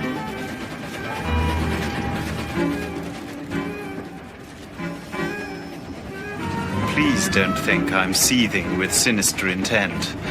I mean, there's no need to swing from the communication cord. He had only to open his mouth, and swinging from the communication cord was the last thing one had in mind. But no, that's not where it begins. You were asked to paint the portrait? Yes. Yes, that's right, aren't you clever? I was written to by Sir Henry's daughter-in-law, who keeps house for him, Millamant. Millamant? She was Mildred, but the old man rechristened her. They once played together in The Way of the World. Well, anyway, I didn't want to do the portrait, so I told them no. The next thing I knew, Thomas Ancred was on my doorstep. He's the younger son he produces. And so you said yes? I said yes to dinner. It was at the Oleander. The food there's black market. Troy. Well, we don't all of us go on paid holidays to South Africa. And I still said no. But why? A portrait of Sir Henry as Macbeth, 6 feet by 4, to be completed in just over a week. Mr. Ancred, contrary to what you have apparently heard, I am not a house painter. Dear lady. Sorry. You see, it's Papa's 75th, and he was so in hopes that the nation would honor him with a portrait. Alas, the nation has dragged its collective feet, and so Papa, being the trooper that he is, has decided to honor himself. Money really is no object. Not interested. Oh, come now. What's a week? And I assure you, you'll loathe our family. No, I beg your pardon. I'll do what? Taken en masse, they can be quite revolting. It's why I prefer to live in London. Of course, working hammer and tongs, you won't see much of them. Mr. Ancred, hammer and tongs isn't ever how I like to work. And I don't paint to order, or with a time limit, or 6 feet by 4. As to money being no object, how lovely. But this week I find I'm unexpectedly solvent. So you can be as charming as you undoubtedly.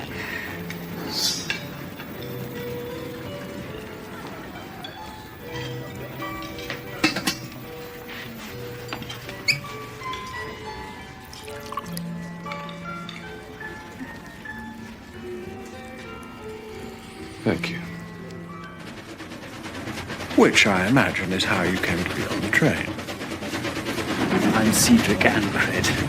I find it so exciting that you're going to do a picture of Grandpapa and all his tats and bobs. Sir Henry is yours. Sordid, isn't it? Mummy is Millamant, who looks after him, and Daddy, only promise you won't tell, was Henry Irving Ancred. I paint, too. Do you? How nice. Not like you. I design things.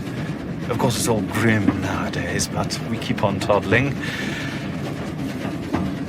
Oh, God, you were reading and I stopped you. It's not important. It is a sin against the Holy Ghost. What utter nonsense. You tell me so. Pardon me, Penelope.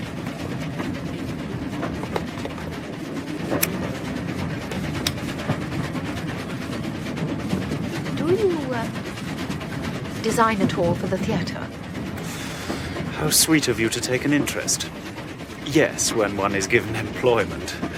Which, with a word from the grand old man, would be all the year round. Only in my case, the grand old man chooses never to speak. Talk about blood being thicker than water.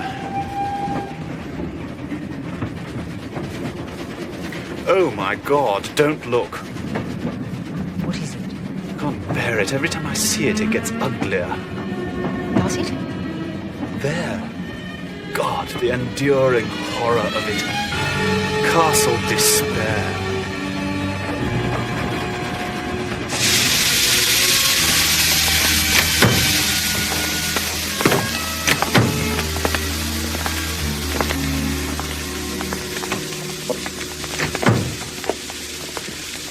I say, I spy with my little eye Ancred's by the dozen.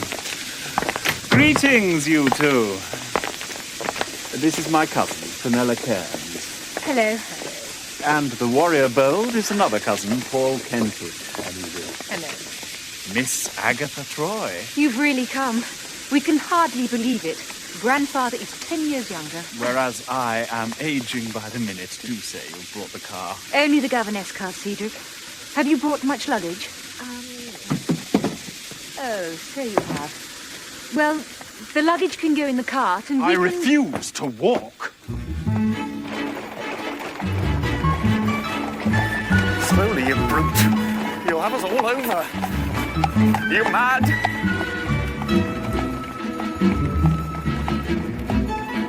You animal! Slowly, I say!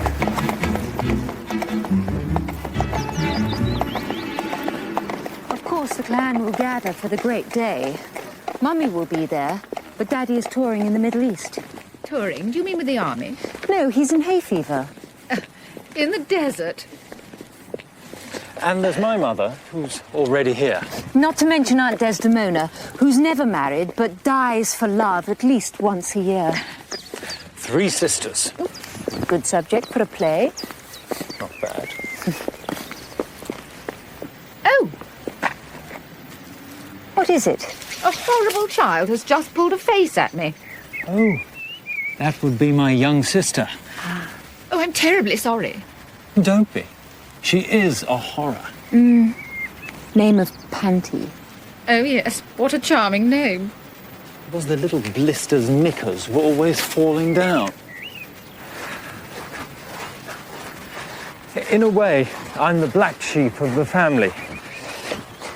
Because I hate the theatre, want nothing to do with it.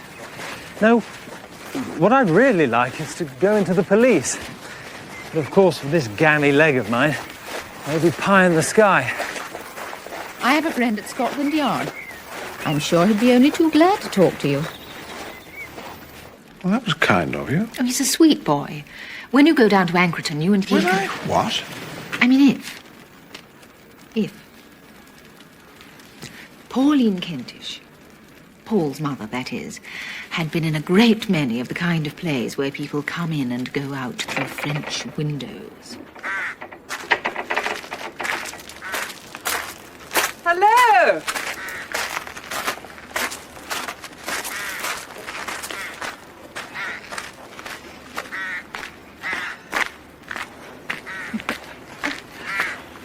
You've come to pay father, haven't you? How do you do? How do you... We're all agog. Paul, darling, there you are. I hope you haven't walked from the station, not with your poor leg. No, don't lie. Cedric has told me all. Fenella, dear, why did you let him? Mother, walking is good for me. When I left the hospital, I was Such a brave old boy. So courageous, Miss Troy. A King Harry, home from Agincourt. Forgive a mother's tears. We Ancreds cannot always hide what is within. Oh. Drinks are being served in the Great Hall.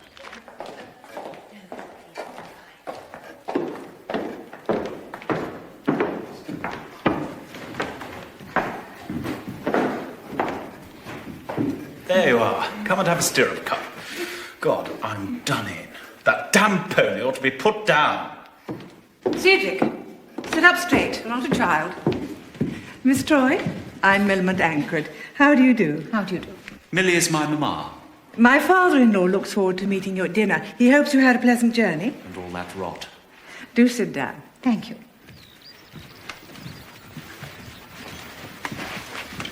Good cup, madam. Oh, lovely. Millie, where are you putting Miss Troy? In Bernhardt or Sidden? Grandpapa named the bedrooms after actresses. Why not in Bracegirdle? Out of the question.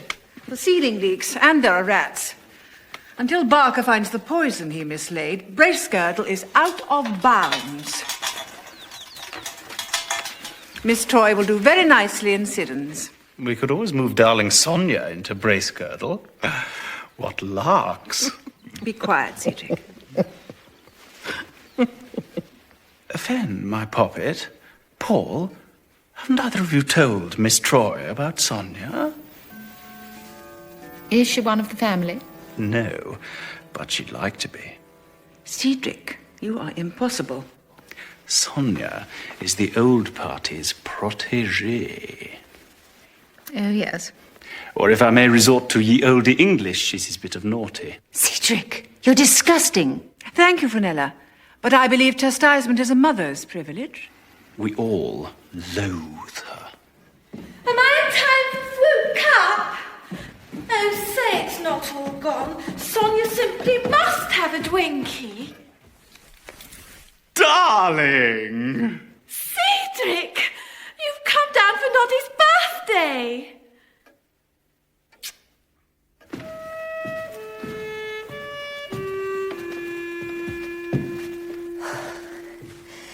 This is only base camp. From here on, the ascent begins. Alpenstocks at the ready. Something like that. I'm afraid Barker's put your painting gear upstairs in your room. I'll have him move it to the theatre first thing. The theatre? Is there one? Well, it's not exactly Drury Lane, but you'll find that Grandpapa does nothing by halves. You'll have Macbeth scenery, the blasted heath and all that. And if Paul's sister, young Panty, can be made to pose, you'll even have the bloody child. And there's proper lighting. Oh, Lord, I need daylight. Oh, well, will a window suffice? We spare no expense.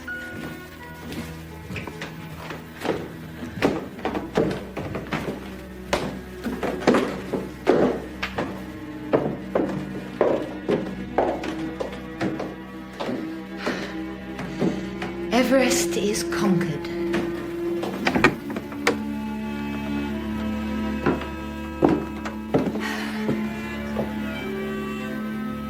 Why, this is lovely. I'm glad you like it. And you're so nice that now I wish for your sake you hadn't come. My word, what on earth am I in for? It's my beastly family. I hate them. I used to like Grandpapa so much, and now he's horrid. I mean, how would you like it if your grandfather brought a loathsome blonde into the house? Well, I don't know. My grandmother wouldn't have done handsprings, that's for sure. Oh, I am sorry, that was... What's more, now they fight amongst themselves about money. You should hear them. My dear child. What if he should leave Ancreton to her, instead of to ghastly Cedric or horrible Panty or me? God, old women are so foul. Even Mummy is sometimes. She'll be here on Thursday. Well, as the same Cedric would say, what larks. But... No, please. I'm an outsider and I don't think... That's why I can... I don't think you should tell me what you might want to kick yourself for later on. Or want to kick me.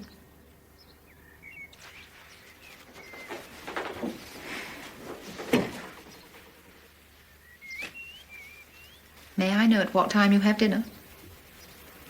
8:30. You'll hear the gong.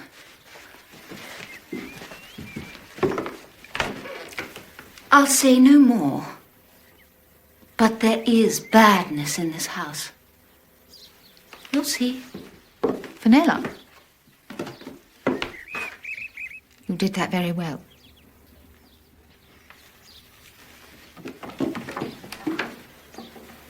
I suppose it must run in the family.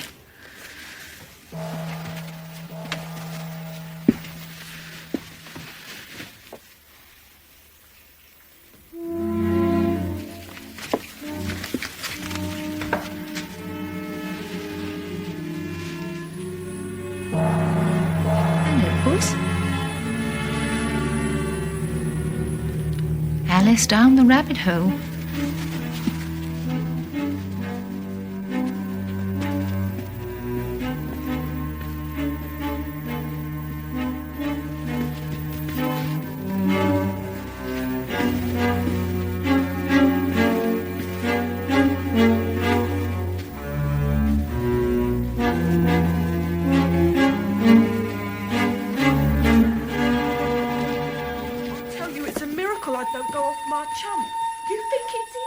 In this mausoleum with a couple of old crones and a kid that's out the crazy gang.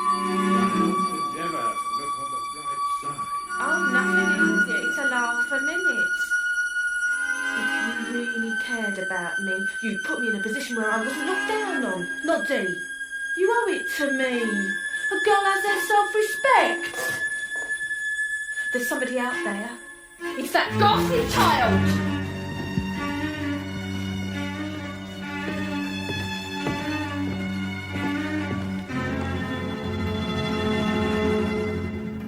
The drawing room, madam. Thank you.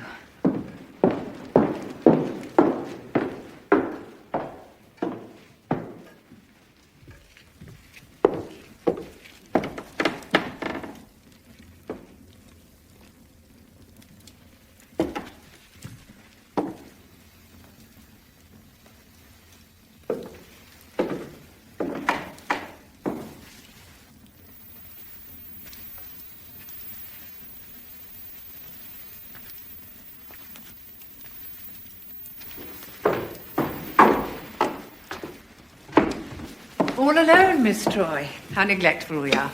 Not at all. Do sit. Thank you. Barker will serve sherry once there's a full house. Is Siddons to your liking? Siddons? Oh, you mean the room? Yes, it's absolute. You were saying? Excuse me. The ancient art of the embalming of corpses. Oh, dear. It looks like one of our treasures. May I? Yes, it is. No wonder. I'm sorry. I came in here yesterday just in time to see Sir Henry's lady friend sitting down there rather suddenly with a very pink face. I dare say she took it from the library. Is it very valuable? If you'll forgive me saying so, I can think of no other reason why it should commend itself to Miss Sonia Orincourt. One is hardly tempted to mention her and books in the same breath. Especially one on the art of embalming corpses. Papa's just coming down. Damn. That means Cedric will be late. Afraid so. He was still in the bath when I tried to get in.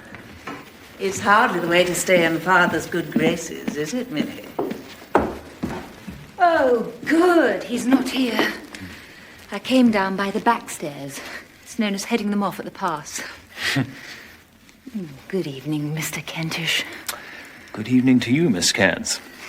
What's this, my darling? More mischief? Isn't Mummy to be told? Oh, dear.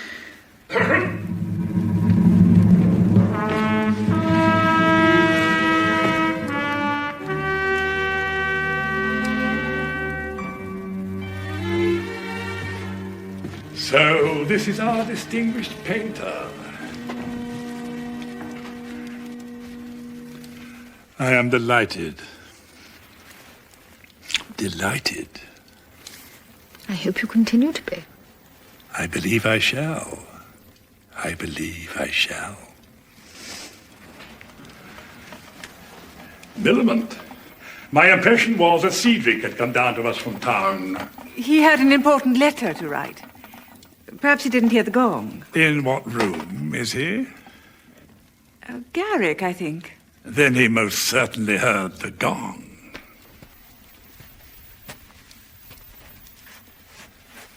Barker, you may oblige me with a whiskey and soda. Oh, Papa. Dr. Maltravers distinctly said... One small glass. ...of sherry or wine, but Hold! Enough! Go, Barker. Stay me with flagons. You see, dear Miss Troy, how an old man departs from his well-ordered ways in your honor. Papa, it's too bad of you. It would serve you right if... Oh, my God. I adore it when people are pleased to see me. Noddy, darling, when the applause quite dies down, I'd like a gin and tonic. She's wary. Dearest Grandpapa, I creep, I grovel. Somebody send Barker out at once for sackcloth. Great one. Tell Cedric he's forgiven. Darling Sonia, intercede for me. Implore Grandpapa. Ah! Cedric, say nothing. My God! Cedric! She's wearing great-great-grandmama Ancred's Russian brooch. Nice, isn't it? I'm ever so thrilled. Be quiet, sir! It is time we went in. Barker, you may serve my whiskey and soda in the dining room. Dear lady, allow me.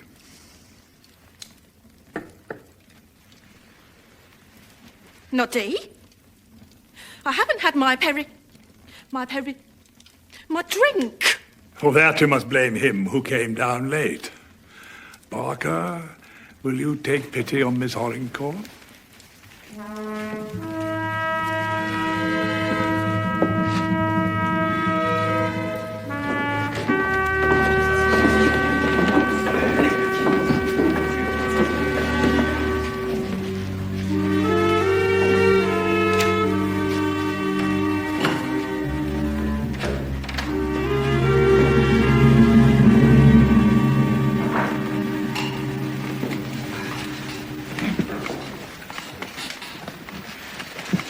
A trifling, foolish banquet, as old Capulet had it.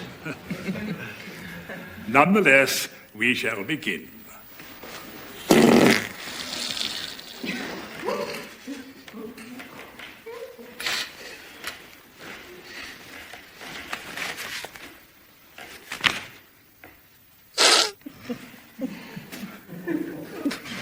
Oh, Papa, how dreadful. Who on earth could... The revolting infant, that's who. Can there be doubt of it? She deserves a spanking. Not to mention disinheriting. It shouldn't be allowed. It really shouldn't. I am grievously displeased. So, it has come to this. How sharper I think they call it a raspberry cushion. How sharper than a serpent's tooth it is to have a thankless child. I'm sure Panty meant it as a joke. Let the ingrate be brought before me. Papa, she's already in bed. If not out on her broomstick. Well, we don't really know that it was Panty. We shall know. Tomorrow we shall know. Let us now dine. Yes.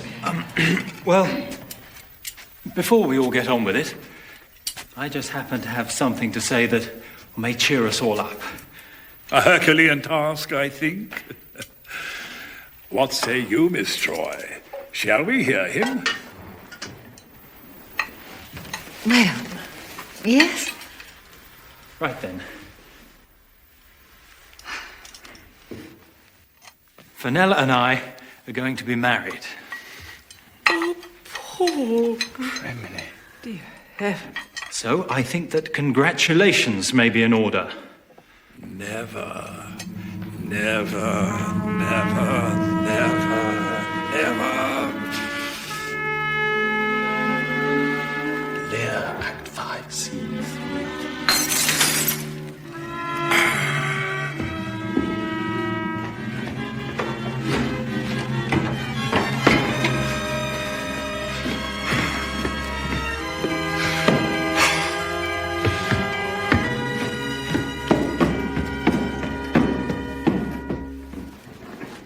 Fenella, Paul, how could you? That's torn it. Now I suppose he'll send for old Ratisbon and change his will again. Oh, let him. Who cares? Paul, don't dare say such a thing. Oh, God. Underage and first cousins. This is a mother's thanks. Cedric, stop it. You too, Pauline. Fenella, Paul. Do you want to turn him against his own family? He's in one of his tantrums, that's all. Because we didn't go to him and humbly ask his blessing. He's not upset, it's all an act. You ought not to paint him as Macbeth, Miss Troy. What he really is bloody old King Lear. How sharper than a serpent's tooth. Ugh! And as far as turning against his family is concerned, he's done that already. Ever since he brought that tart into the house. That peroxide gold digger 50 years younger than I... Fenella, dear.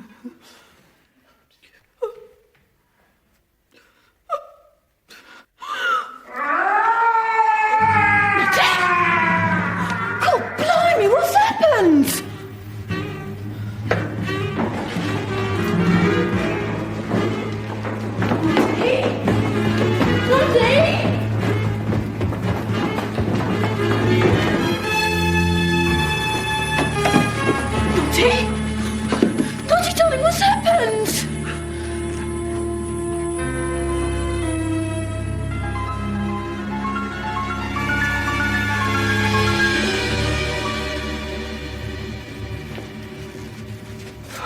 on earth?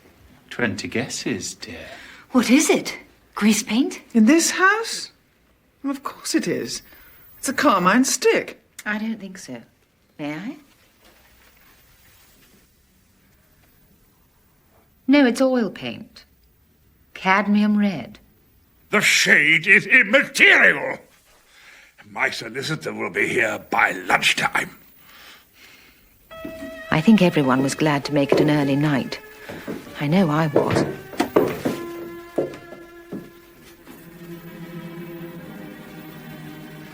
Red paint. Dark crimson. I wonder why I was so quick to think it was blood.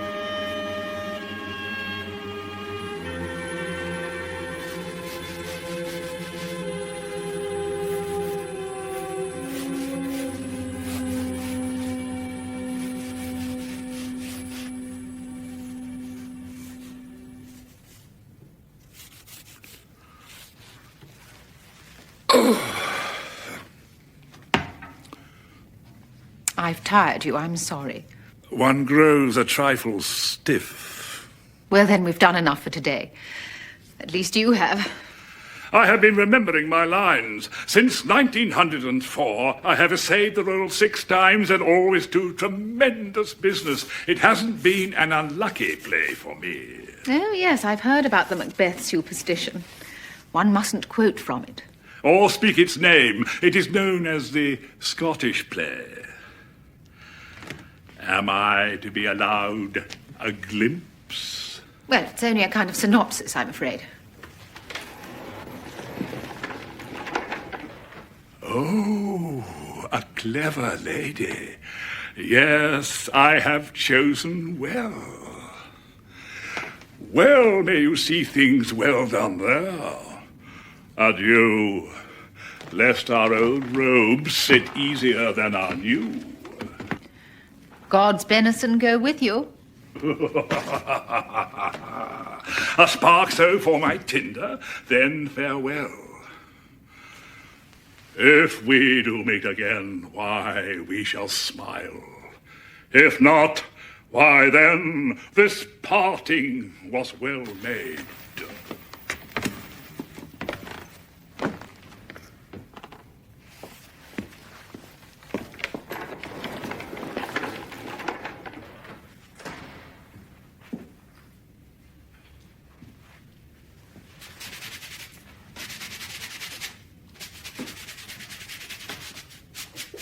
What's up? Don't you like it? You have to take off the surplus charcoal. Otherwise it messes the paints. How long have you been there? Ages. I stayed quiet because I'm not allowed. I'm Patricia Claudia Ellen Ancred Kentish. Well, I've gathered that. You couldn't have gathered that because they're all can be panty. Are these your paints? Yes, so hands off. I'm going to paint with them. Not a hope. If you won't let me, I'll kill you. Don't be an ass and leave that. Why, you little... You can't smack me. I'm being brought up on a system. Are you indeed? Well, here's a shock for your system. Ow! Beast, that hurt. Well, it was meant to. Serve you right if you catch it. Catch what? Didn't they tell you? I've been sent home from school. I've got ringworm. Do you want to see? No!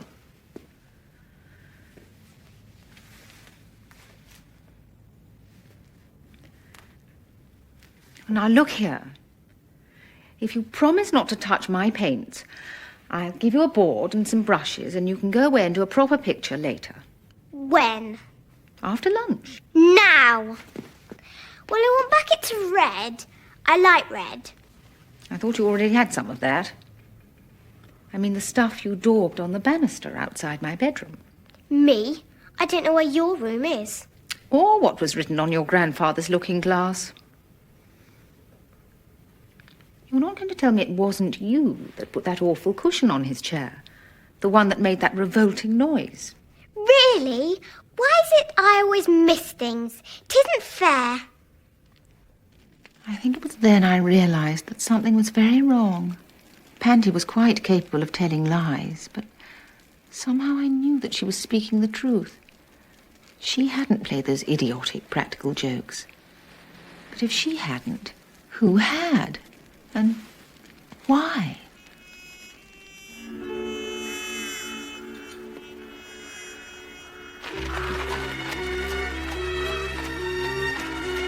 On the Thursday, as expected, Fenella's mother, Janetta Cairns, arrived.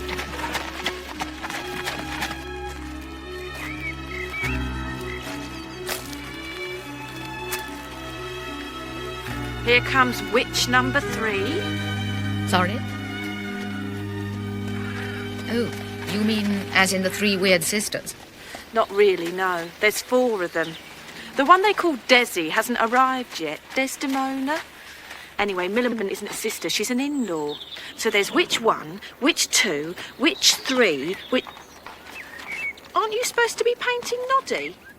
Watercolouring clears my head. And Sir Henry isn't up to posing for very long. He's poorly, you know. Can't eat anything stronger than baby food, or he's as sick as a...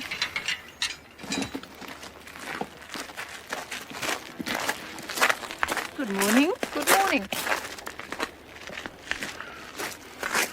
As a dog. As a lady dog. Do you see that for bloody manners? She's as bad as the rest of them. Load of toffee-nosed lady mucks. They all hate me. Anyone would think I wanted to be stuck in this godforsaken rat hole. Stone me, nothing to do and all day to do it in. Are you stuck here? What else is there? I'm delicate. Asthma. Ever since I was a kid. I thought I might go touring with Ensa. You know, every night something awful. Except as soon as I opened my mouth to sing, all the boys in the orchestra complained they couldn't hear themselves play. So when Noddy took a, interest and asked me down here, I had to pinch myself. I mean, it was Christmas, Whitsun and August bank holiday rolled into one. Mind, whatever I get, I'll have earned it. He's the only one of them I feel sorry for.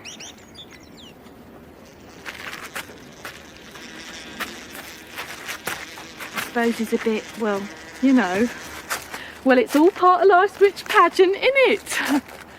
Do you know he can't sleep nights? He's afraid Noddy's going to leave all this lot to the kid. Panty? I thought she was out of favour. Well, she shouldn't go writing on mirrors, should she? Or daubing paint on banisters. Did Panty tell you she'd done that? Well, did she? Oh, I've got to go inside. All this fresh air.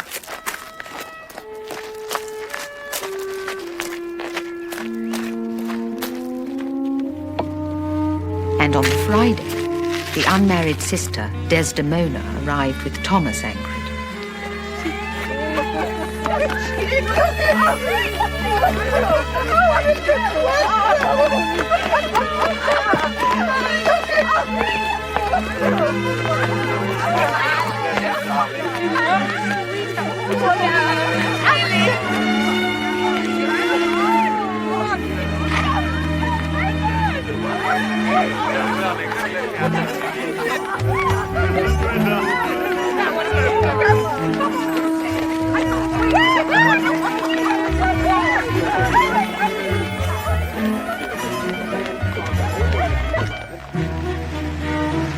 And on the Saturday, the solicitor, Mr. Rattersburn, drove down from town.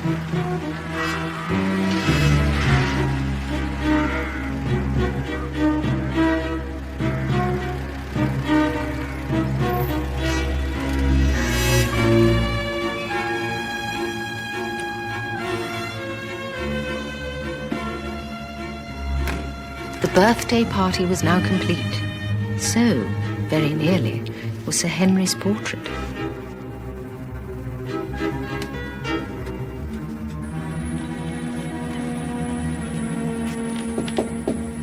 The old party begs to be excused. He's closeted with Mr. Rattersburn. Oh. Anything I can do? Well, yes. Would you stand in for him? Me? I'm just touching up the highlights on this cloak. It's there. Would you mind? Mind? I'm in seventh heaven. Like this? Shall I be dashing?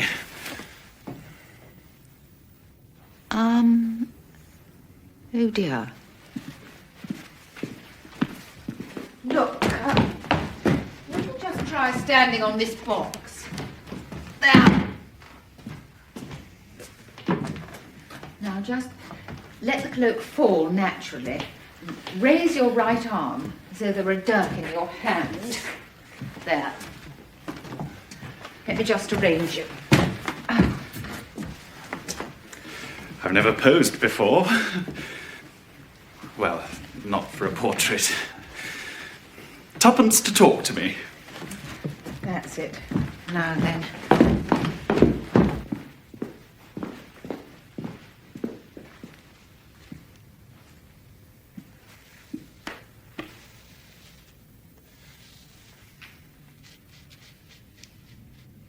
Did you know the house is simply seething with intrigue? The consensus of opinion is that the birthday boy will choose the opportunity to announce his new will.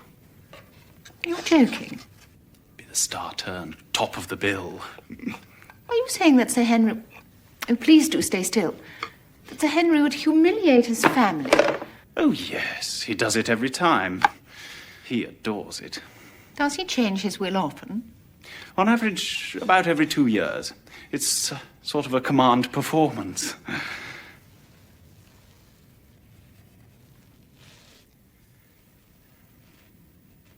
I say, do give Seedy the tinsiest look. My very own private view. Oh, do. Well, keep still. I haven't finished yet.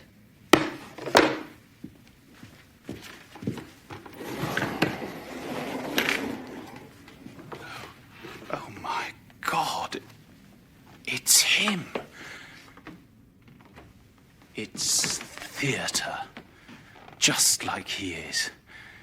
It's Shakespeare, and it's Macbeth, and it's him all in one. I'm terrified.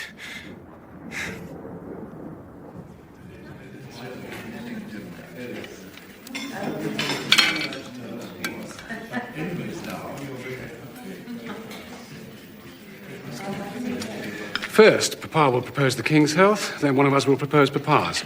Last year, Panty was brought in to do it, but what with ringworm and practical jokes, she's been scratched, so... I say, this can't possibly be crayfish. Millie! Don't blame me. He insisted. They call this rock lobster. It's no more a lobster than I am. It's an obscure Antipodean shellfish. Barker! Champagne! What ails you, man? Millie, you should have put your foot down. My foot is bunioned from being put down. If one of you lot wants to fetch and carry for that impossible old man, then you're welcome. It would make me the happiest woman in England. Nonsense, Millie. You thrive on it. I gave up the theatre for him. It's still in my blood. I always think that when Gladys Cooper went to Hollywood, she left a gap that you could fill nicely, Millie. Thank you, Daisy. Good looks apart, of course.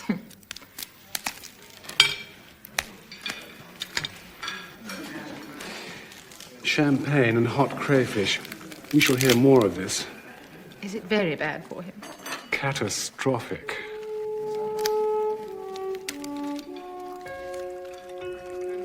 After Sir Henry had proposed the royal toast, Thomas Ancred rose, spoke very prettily, and as per tradition, toasted Sir Henry. In the time that is to come.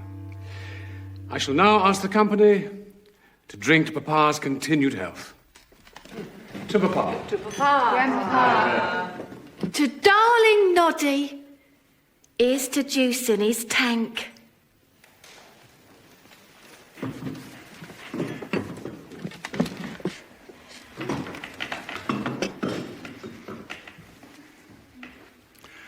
Beggar that I am even poor in thanks, but I thank you. There is no audience as near and as dear to an old player of parts than his own kith and kin. Bless you. Soon now we shall all of us repair to the theatre, there to see unveiled the fruit of our lovely artist's mighty strivings. Yeah. A likeness of myself which I may say it is my intention to present to the nation. Bravo. However, before we feast our eyes, there is that which I would impart. I shall be brief. Forgive me. My heart is full. It is my inestimable pleasure to announce that Miss Sonia Orencourt has this day done me the immeasurable honor of consenting to be my wife.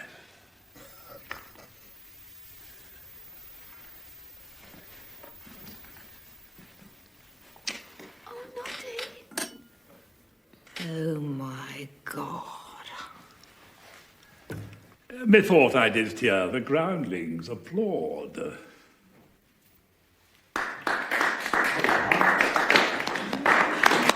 Congratulations, Papa. I thank you all. I am moved. And now I come to the reason for the good Mr. Ratisbon to grace our festive board. Of late I have been treated with disrespect, nay, with contumely. My goodness has been repaid with the basest insult. All of you here do know me. All of you know that those who love me not, I do not love. It was my intention to request Mr. Ratisbon to draw up anew my last will and testament, and yet my having won the heart of Miss Orencourt has caused a resurgence within this bosom of the milk of divine forgiveness. I have been merciful. I will now ask Mr. Ratisbon to read the terms of my new will.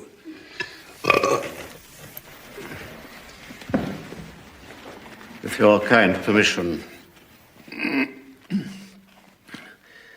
I, Henry Oswald Ancred, Baronet, being of sound mind, do declare this to be my last will and testament, hereby revoking all previous wills. If the new will had been a West End play, it would run forever. It received what they call rave reviews. It provided for handsome cash legacies to Millamant and Sir Henry's 3 daughters. Really, no one had cause for complaint. The residue of my estate to be divided equally between my son Thomas Ancred, my grandson Cedric Ancred, and my fiancée Miss Sonia Orencourt. Then, when the will had been read, we all trooped over to the little theatre for the unveiling. To you, dear lady, the place of honor.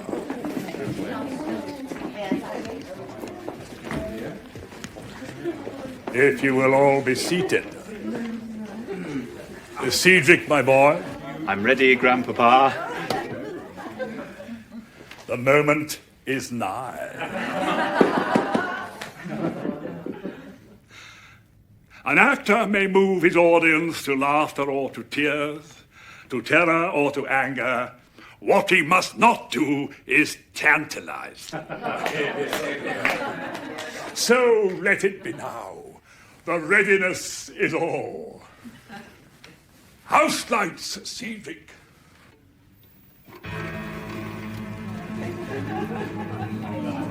And curtain.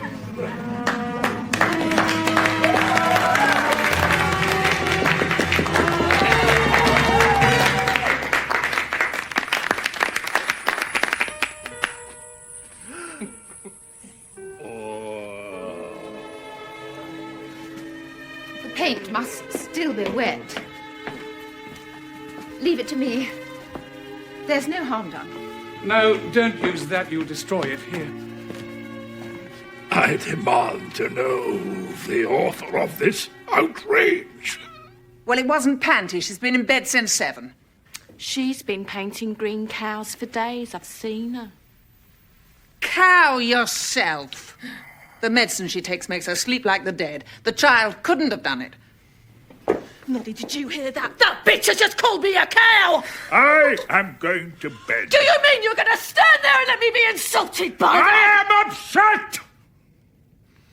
I am indeed unwell. Leave me!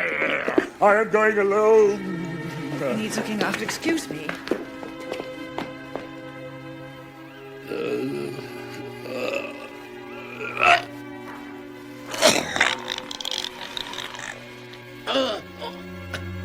It was sometime during the night that it happened.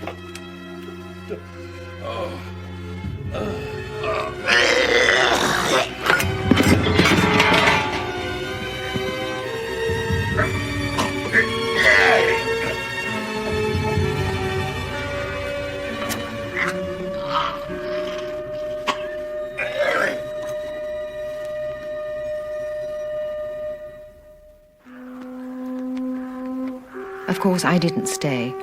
First, my work was done, and I'd have gone anyway. Also, I was an outsider in what, by definition at any rate, was a house of mourning. Yes, I think that's everything. Thank you so much, Barker. You've been most helpful. It's been a great pleasure, Miss Troy. I hope to see you again in the near future. Thank you, Barker. Goodbye. Goodbye.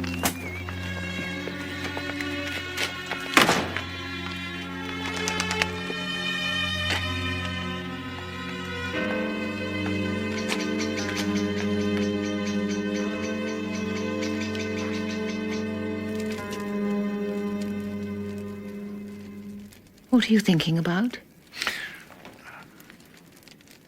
Macbeth and the art of the embalmer.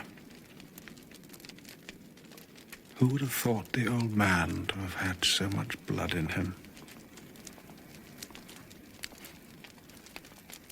Practical jokes, you say? Defecating cows? Just the one, sir. A book.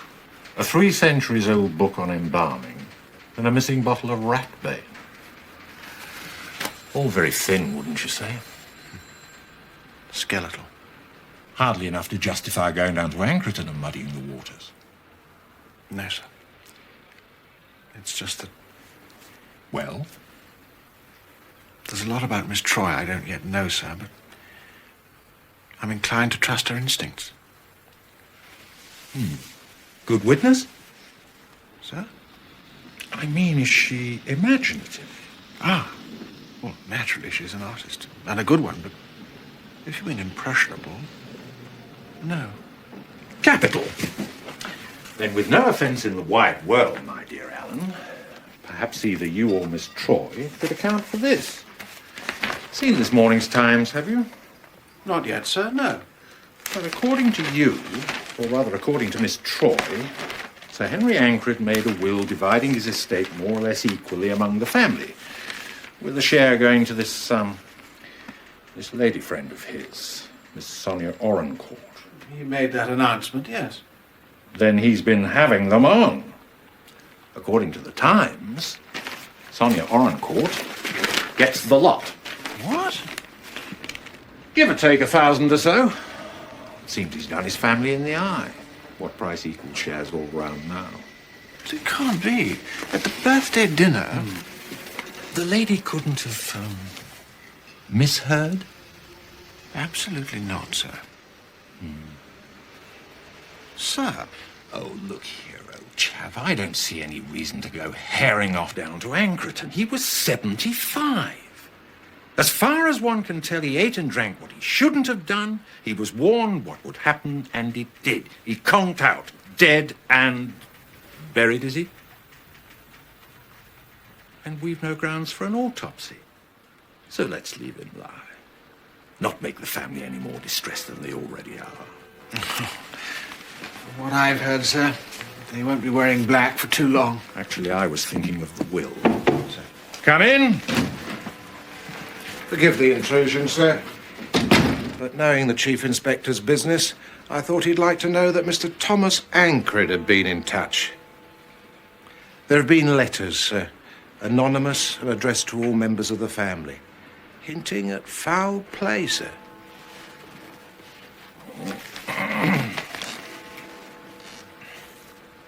When I think of all the misery you put me through, I feel so infernally indignant I could wring... When in doubt, Mr. Fox, I wish I'd... always give them a dollop of Charlie's aunt. It never fails.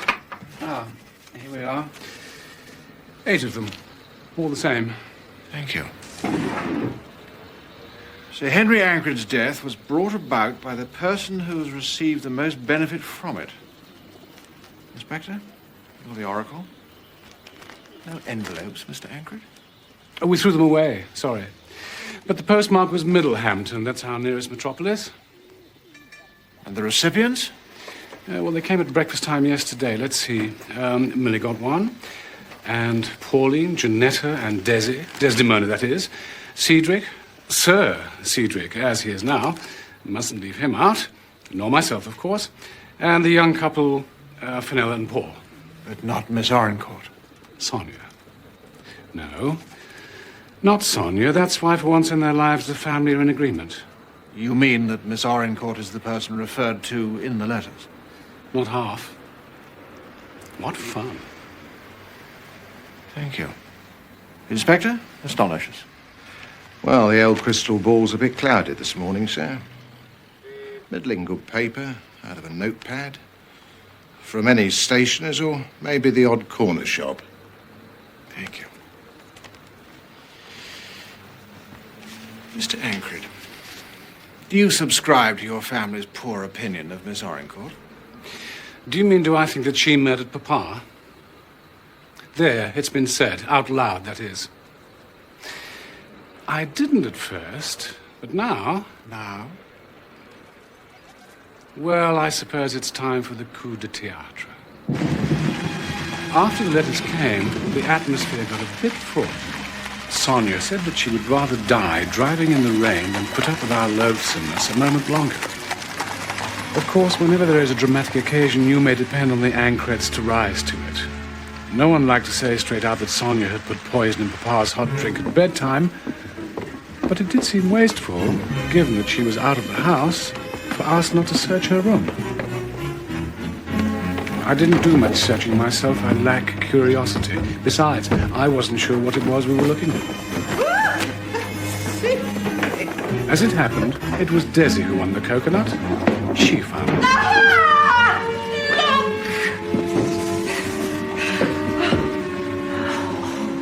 And what was it you found, Mr. Ancred? Hang on. Yes, I put it out of harm's way. It's the rat poison nobody could find.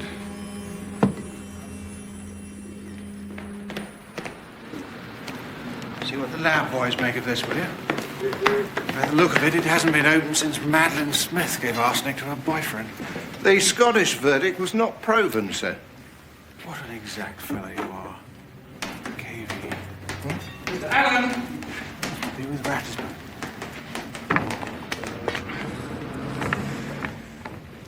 Dash, I've missed him. Can I be of help, sir? Well, it occurred to me to ask, in the case of Papa, is there likely to be a... Well, you know, will they want to go rummaging around in the family vault? Oh, early days yet, sir.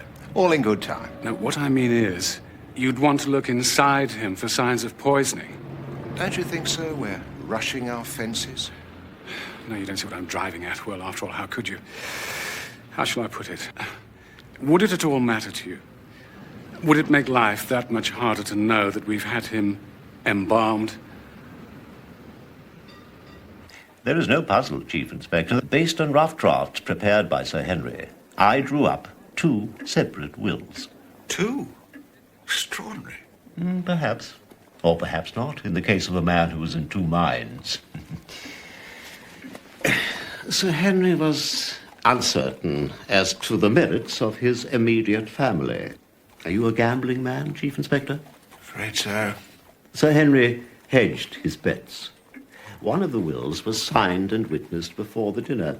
I quoted its provisions in front of the family. Later that night, he destroyed it. Because of the portrait? Oh, you know about that. The flying cow, yes. Childish, you'll agree. And yet, when he sent for me later that night, I found him greatly perturbed.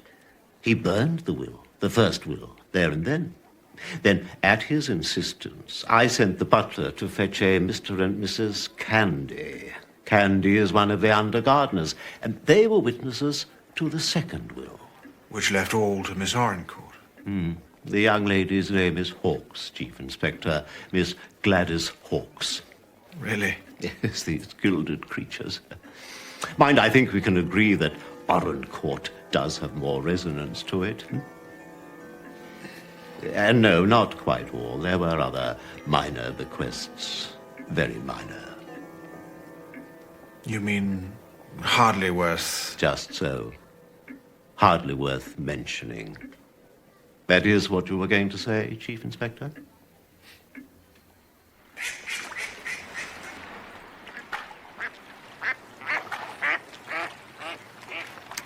Look here, I'm sorry. Done something, have you? I mean that you should be part of all this, even as a bystander. Well, thanks for saying it. Did I mention that I don't think people ought to hang other people?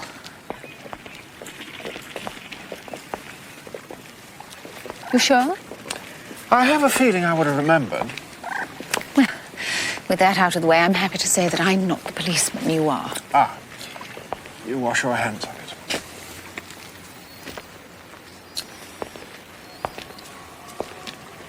How like a woman. May I remind you, it was you in the first place who put the cat among the pigeons. What's so funny? The thought of you at Anchorton. It is you, my dear Chief Inspector, who's going to be the pigeon among the cats.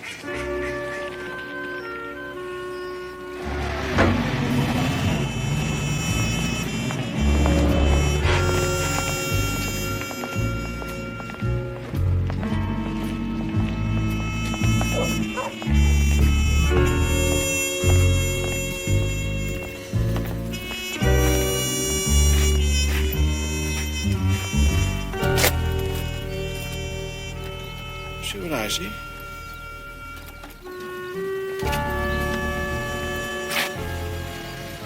No, don't say that I do. Oh, I think I do. Shall we, Oh, yes. Why don't we? Heads. Heads it is. Here you go. Love to see an artist at work.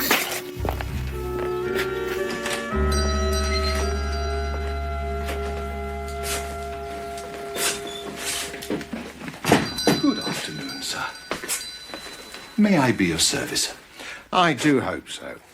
I was wondering whether you might have anything that would cheer up a little girl who's been a bit poorly.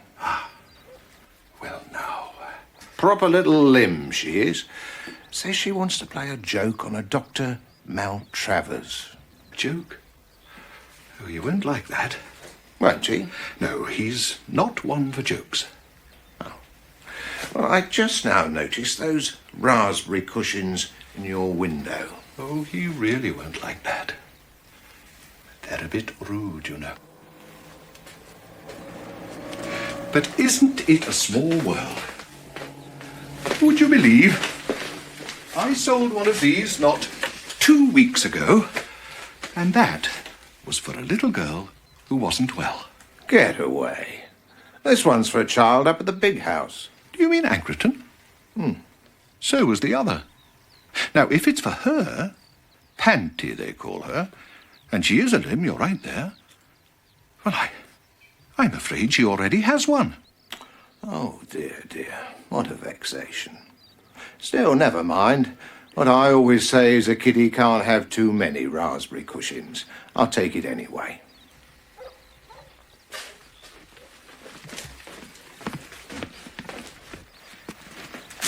Hold on half a tick. Young Panty's confined to barracks. You're not telling me the young tinker sneaked out, came here and bought it for herself? Lord love you, no, sir. No. No, her auntie bought it. Her auntie? That's right. Her new auntie.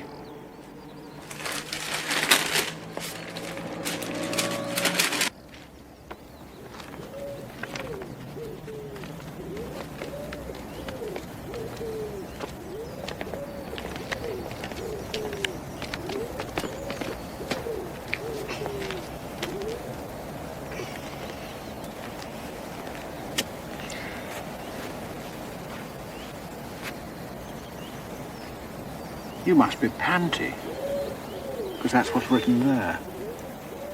Who's Carabbas? Was he your kitten? He wasn't a kitten, he was a cat. He was Noddy's cat. Only he loved me better than Noddy. He loved me better than anyone. I was his friend. And I didn't give him the ringworms. I hate Aunt Millie. I hate all of them because they say I killed Carabbas with ringworms. I'll bet you never did. I might give you the ringworm. You do that, and I'll give you my gumboil. Well, I want to play a game now. Perhaps you'd like to stay here and play with Inspector Fox. Can he play Happy Families? Play it. He invented it. Carry on, Inspector. Oh, yes. Why don't we? Let's. Thank you.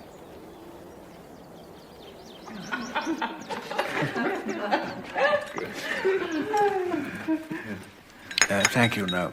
Oh, wait, are they making those again? Yes, I think I shall. My Uncle Thomas brings bickies at weekends. He says you have to know where to look. So, Cedric, that holds good for more than just biscuits. Oh, dear, have I cast a gloom? Now, please don't think for a moment I'm here to look into anything other than the business of those anonymous letters. Is that a crime? It might be a breach of the peace. Peace? In this house? Would anyone mind a question or two? Not at all. On the evening of his birthday party, Sir Henry appears to have done himself rather too well at dinner. Aren't we the know-it-all? He overindulged. He ate tinned crayfish and he drank champagne, both of which were expressly forbidden. And later on? After dinner, you mean? He took medicine for his indigestion, and there was always a hot drink, either at bedtime or if he woke during the night. A hot drink? Prepared by whom? By Millie. You did it, didn't you, Millie? No, Jenny, I did not. Since my husband's death, I kept house for my father-in-law. A task, I may say, which was as arduous as my thanks for it were small. She's off. I liked Papa. He could make one's life miserable, but there were certain small labours which I did not begrudge, and yes, I prepared his hot drink. But of late, with Papa's consent, a certain person usurped that duty, as if by divine right. Do you mean Miss Orencourt? Millie, you never said. I hope I have my pride.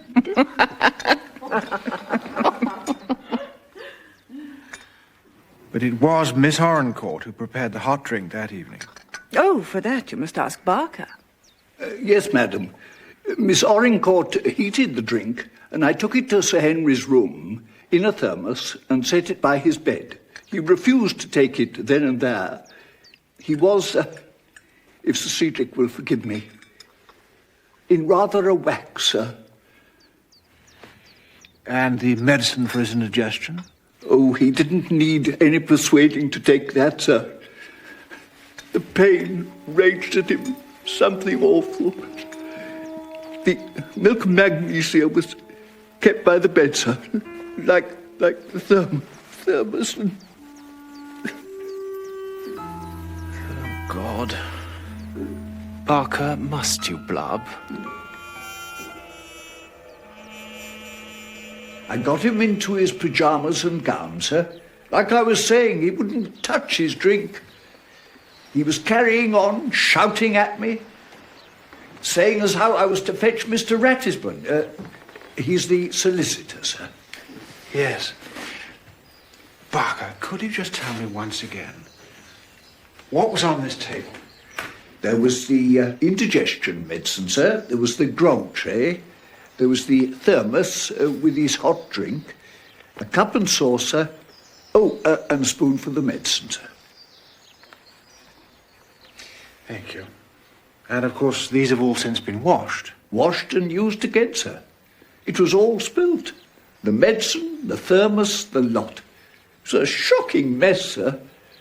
He put some of his drink into the saucer for the cat, sir. The cat Carabas? Oh, yes, sir. But the cup and the flask and the medicine bottle was all overturned. We had to go at it with the carbolic. Thank you.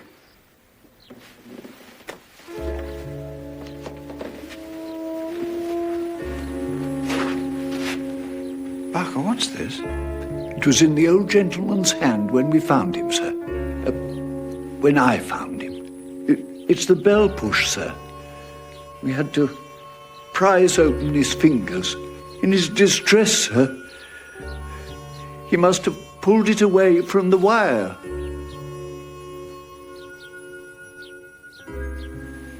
Did you unscrew it in any way? It's as I found it, sir. Thank you. Do you know, Barker, I think I need not trouble you any further. I'm obliged. Oh, very good, sir.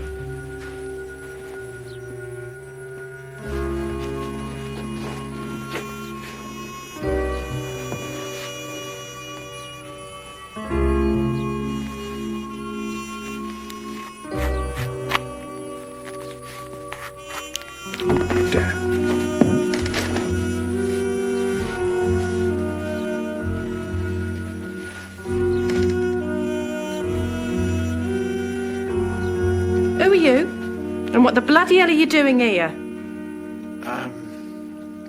At the moment, sir, I'm playing Happy Families. Would you oblige me with, Mrs. Snip, the tailor's wife? No, you've got to say please again, so it's my turn. And I don't seem to be having much luck. Sir, I am asking, politely, I trust, what your business is with my patient. Are you a journalist? Me? Oh, bless your heart, no, sir. I'm from Scotland Yard. And I imagine that you're Dr. Maltravers. What a happy meeting. Chief Inspector Alleyn will be pleased. Very well. So the second will was signed in this room. Now, after Mr. Ratisbon had left, what then? What do you mean, what then? I gave Noddy his hot drink and I kissed him nighty-night. And left? And left. Did he drink his hot milk while you were with him? Drank it and liked it. And what about his medicine? And the medicine? People seem to think I've got no feelings. Well, I have. He was sweet and now he's gone, and the money won't ever make up for that. No, I've got no one. He died because he was sick, and the police had no call to go buzzing round asking questions. Well, you've been very frank with me, Miss Arincourt. I've been frank with you because I've got nothing to hide. And I intend to be equally frank with you. And one of the reasons I'm here is because of the practical jokes you played upon Sir Henry. I need hardly ask why you wanted the blame to fall upon the child Panty. Isn't that so? I knew it. He told you. Well, it serves me right. I thought I had one friend in this crazy gang. Just goes to show you what a fool I was. I suppose you must mean Sir Cedric Ancred. Sir Cedric, the Baronet. Or should I say the Baroness? That insect, that worm. God, he's worse than the bloody women. Well, I got the laugh on him and the money. What's he got? Here. Let me tell you about him. Imagine him sitting up there all hours making a new will, disinheriting his own flesh and blood. Well, I understand that both those wills were drawn up in advance of that evening. Do you know, I think we have a good case for proving he was got at. By Miss Orencourt, you mean? Yes, by that... What is it, Desi? Sometimes, Chief Inspector, death comes not as an enemy, but as a friend. By day they talk and think of money. By night they dream of it. But for what you might call murder, there is a stronger motive than greed. There's love. That's why I did what needed to be done. Do you think I could bear to see my darling crippled and in constant pain? What kind of woman do you take me for? Was I to look on and see him in the prison of his maimed body?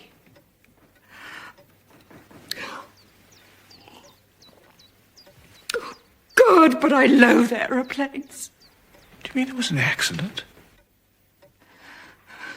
The others, his devoted family, they wanted him dead, that they might inherit. But I wanted him at peace. That's why I did it. But I'm glad, do you hear me? Glad, glad, glad. You will, of course, wish me to accompany you, Chief Inspector. There are goodbyes to be said. May I crave 5 minutes?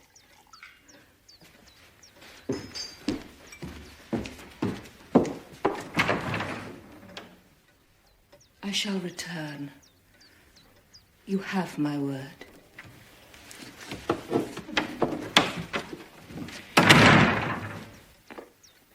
Did you ever hear of the Dark of the Sun, Chief Inspector? Very Somerset Mormish. It was supposed to open earlier this year at the Duchess, but the backers got cold feet. Poor Desdemona. She's been dying to make that Act 3 speech ever since. Soda? No.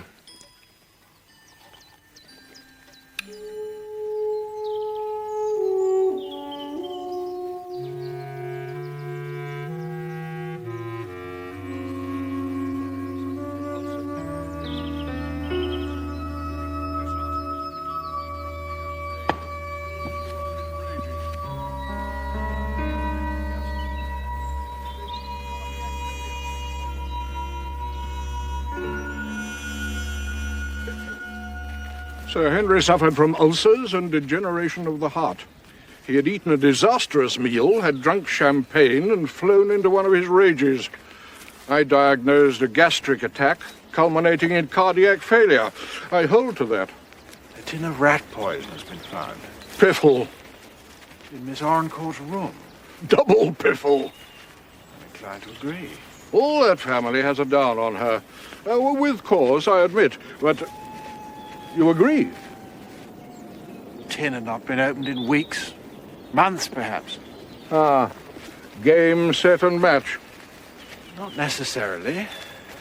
There could be poison elsewhere at Ancreton. Speaks the born pessimist. Or do I mean optimist? With respect, sir, triple piffle.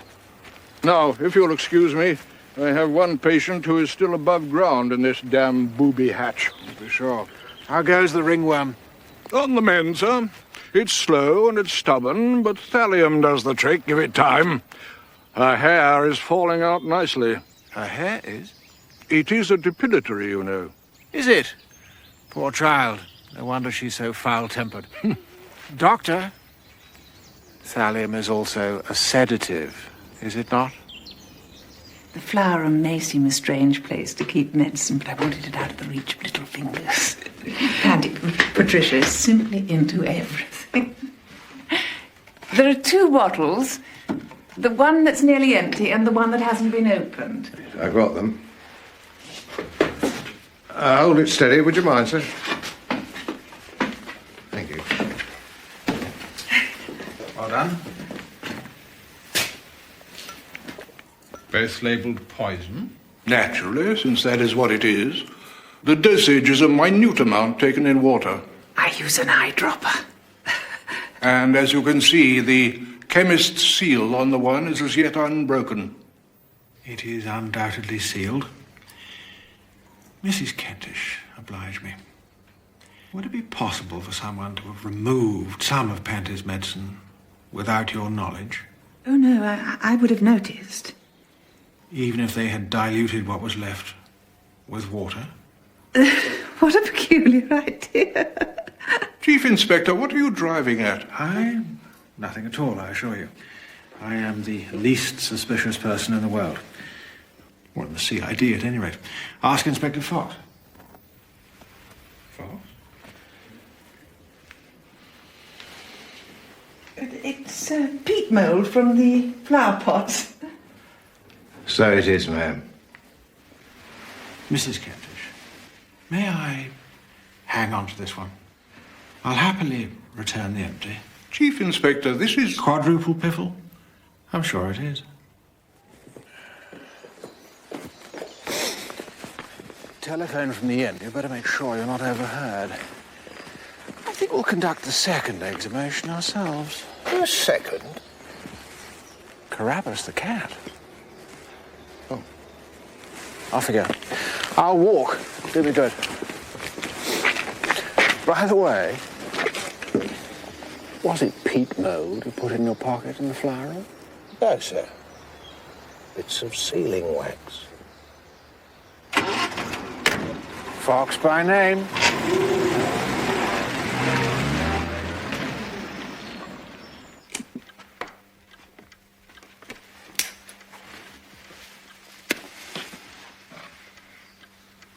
Well. Well, that is the end. Curtain down and house lights up. Goodbye, Miss Sonia Orencourt. R.I.P. R.I.P. Would that be a threat, sir? What?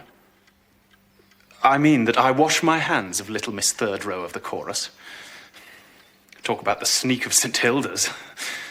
As a matter of fact, Cedric, Miss Orencourt seemed to think that you were the one who had sneaked on her.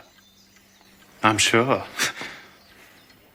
You and she conspired, You wanted the child Panty to be cut out of your grandfather's will, and so you perpetrated those jokes. The, what do you call it? The raspberry cushion, the writing on the mirror, the vandalized painting. Oh, send us to the pokey. Oh, do. But you outsmarted yourself, Sir Cedric. Panty's medicine was a soporific. The poor child was fast asleep and couldn't have interfered with the portrait, so it had to be one of the grown-ups. Sir Henry realized this. In a temper, he tore up the first will and signed the second. And it will be contested. I can assure you of that, Chief Inspector. We shall plead that the woman exerted improper influence. But Cedric, those appalling jokes. You and that woman consorting. He was going to leave it all to the little brat. Mummy, don't scold. What else could I do?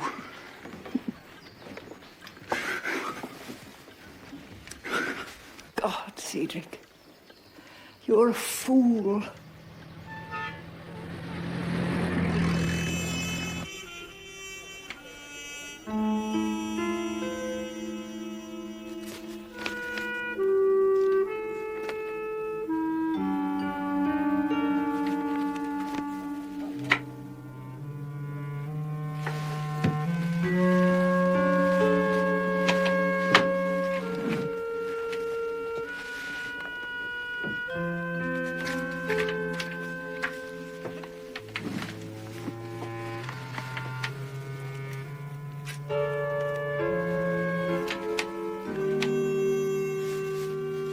Well, it was murder, of course. The bell push was proof of that.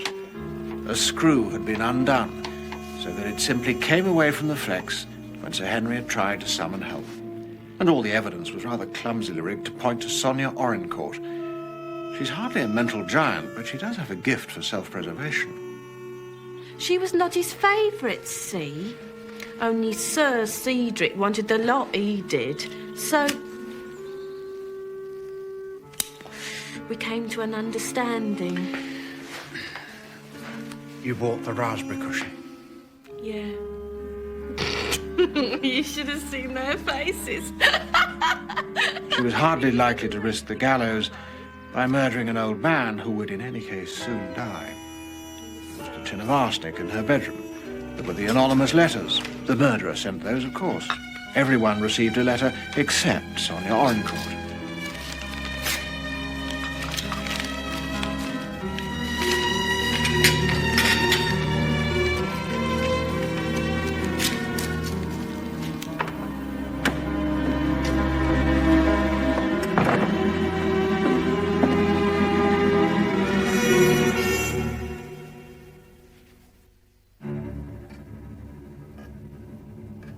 And there was that ancient book that so conveniently kept popping up, according to which the art of embalming involves the use of arsenic. So, however the old man may actually have died, traces of that poison would have been found in the remains. One more strand in the rope that would hang Sonia Orencourt.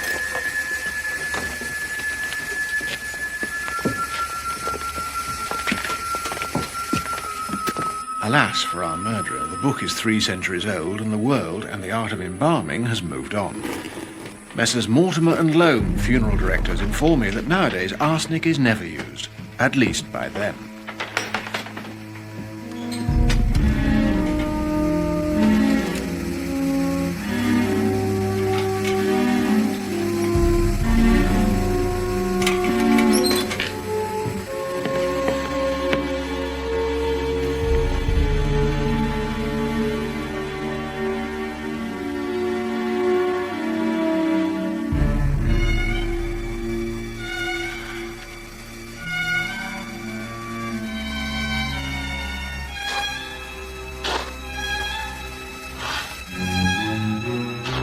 Do I really have to? I'm afraid so. It won't take a moment. Mr. Thomas Ancred, do you identify this as the body of your late father? Looks quite peaceful, don't you think?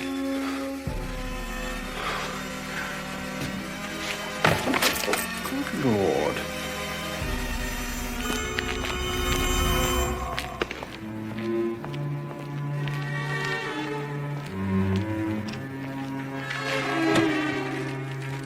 All done, sir? All done. Oh, yes. It's Carapace. So what was the verdict? Oh, we'll know by tomorrow morning. He was lying there bald as a coot.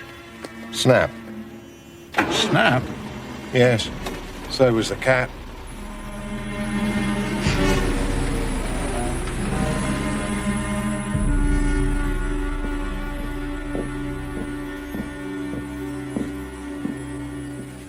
Morning, sir.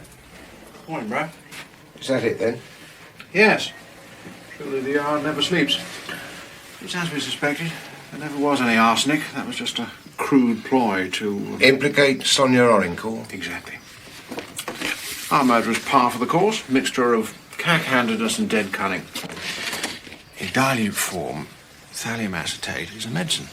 Pantis medicine. But taken neat, it's deadly poison. So, break open the seal on the unused bottle and pour a lethal dose into the old man's milk of magnesia. And then top the medicine bottle up with water and reseal it. Neat thallium. No wonder Sir Henry's hair fell out. And the cat, Carapace. Probably lapped it up when the bottle was overturned. Imagine a hairless cat walking about to give the game away. But what I want to know is why anyone would want to kill the old man. Could hardly have been from greed. He just announced the terms of a will that provided for everyone around that table. No exceptions. Fair dues for all. Except for Ratisbon.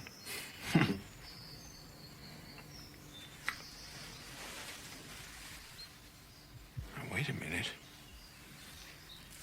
Yes, miss. Well, I'll just go and see.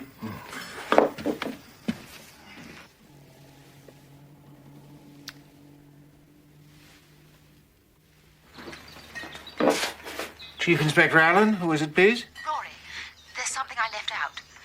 That evening you came to dinner, I tried to tell you the whole story, but I'm one of these people that hates to cross every T and dot every I. I suppose that's why I paint, otherwise I'd have taken photographs. And anyway, it's probably not the least bit important, but if it is, you're going to kill me. And in any case, for the sake of completeness... Troy, slow down. Now, what is it? It was something Sir Henry said. The shade is immaterial. My solicitor will be here by lunchtime. First the child goes tampering with my papers, and now this! Tampering with my papers. Is that important? Yes, it is important. Bless you. Bye. Sonia Orencourt. What's that? She's going to do it again. Miss? I'd like Anchorton 5, please. It's urgent. Sorry, it's engaged. Is it? Damn.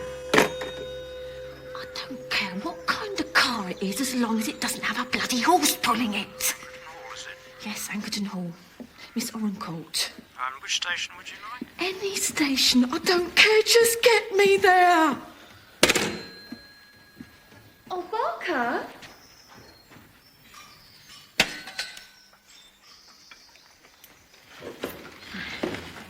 There's a rumour going round that we won the war. If that's true, how can one possibly account for a sausage that looks like this? Perhaps it's Hitler's secret weapon. Cedric, you're a caution. Sir Caution, if you don't mind, dear.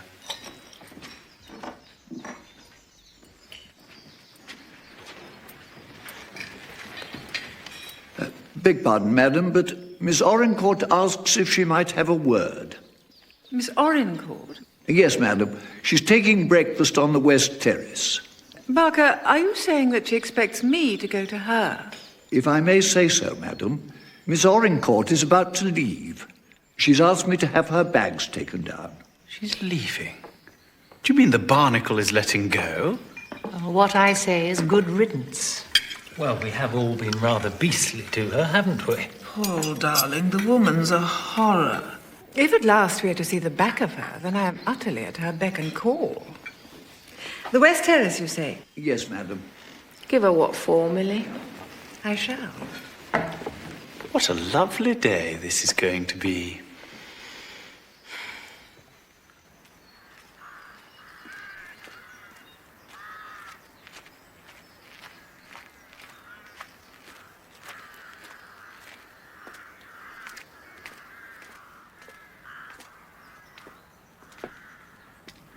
I knew you'd be having breakfast, so I asked the girl to bring an extra cup. Do you want to sit down? Thank you. How can one resist being invited to take a seat in one's own home? I asked to see you before I left because you're the worst of them. I mean, you hate me the most. Hate you? My dear girl, I don't hate anyone. Yes, you do. And I wanted to say that if you lot had been halfway decent to me, I'd have gone shares. Cross my heart. I like money. Who doesn't? It's an hard life for a girl on her own. But what I always say is enough is enough. I'm not greedy. And yeah, I won't be treated like I was dirt under people's feet. I've got my feelings. I know you have. That's why my father-in-law is dead. Yes, we know only too well about the sort of feelings you have.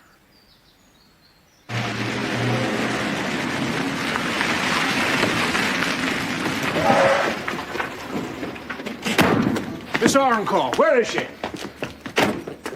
Do you know, I think that car was the police. If so, you've left it too late to run. You've been found out. No, I haven't. 'Cause I've done nothing. I'm as innocent as the flowers that bloom in the spring, Trilla. Do you know, you ought to be grateful to me. I could have married your Cedric. It's a fact. He'd have done anything for the money. He'd have even got married. Can you imagine what sort of a husband he'd make? But no. No, I wouldn't do that to you. Maybe I am a bad lot, but I'm not so bad as I'd marry him. And you needn't contest the will, because if you do, I'll fight, and when I do, I usually... You're just in time, Chief Inspector. Glad to hear it, Mrs. Ackred. Please don't drink from that cup. Why on earth shouldn't I? Oh, no, Mrs. Ackred. I was talking to Miss Orrincourt. I'll just take that, miss. Barker told me just now that Miss Orrincourt was leaving. So, what was your little scenario? Trapped murderess commit suicide? Something like that.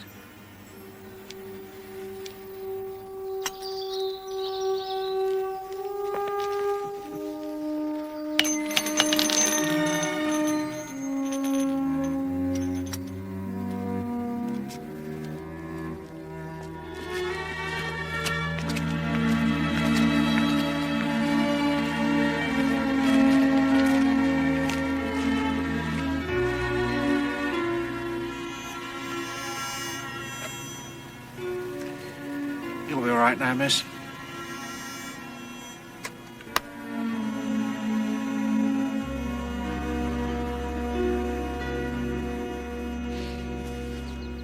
Good old Troy. She held the key, without knowing it. Someone, Sir Henry told her, had been tampering with his papers. Now, what if those papers happened to be the rough drafts of the two wills? And if so, who was more likely to see them than Millamant Ancred?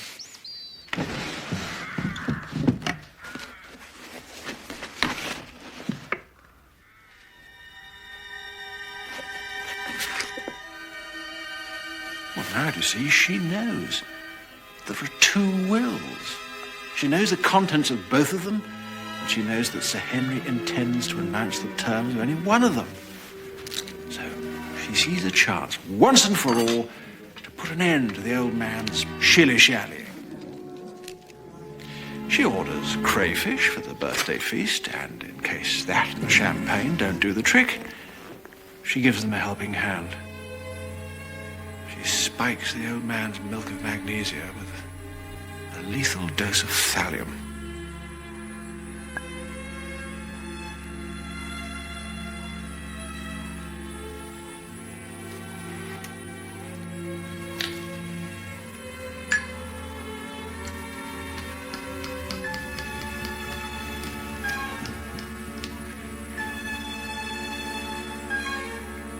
Then she pours out an extra helping just in case.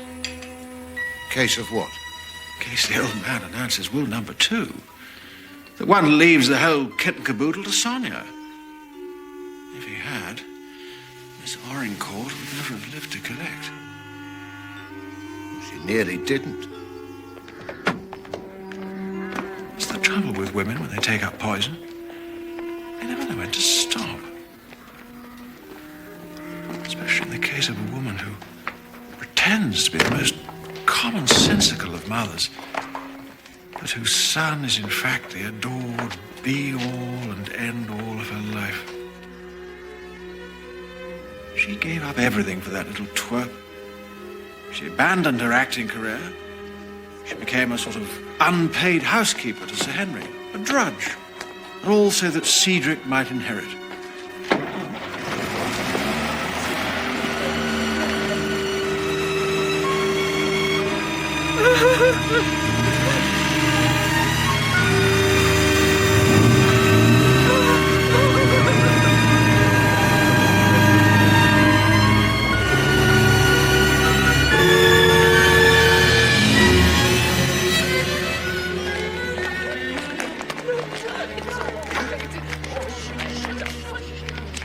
When Sir Henry signed the second will late that night, the beloved Cedric was out in the cold, and the hated Sonia was in the warm. When Miss Orrincourt announced her decision to leave today, well, that was Millamant's last chance. Well, it's the cat that I feel sorry for.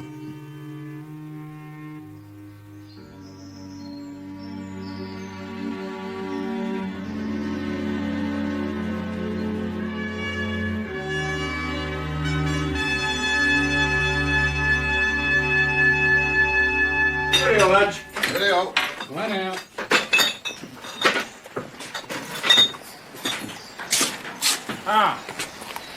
Good afternoon. Good afternoon. I realise it's gone 3 o'clock and we've missed lunch, but if there's anything at all you could do for us, we'd be extremely grateful.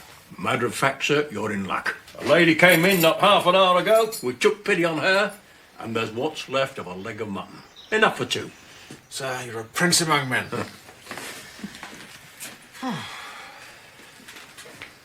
Do you know, Brer, if ever I marry a wife, I'll marry a landlord's daughter. Oh, Shakespeare again, sir. Lamb, actually. For then I may sit in the bar and drink cold brandy and water. Troy? Well, you didn't even tell me who did it.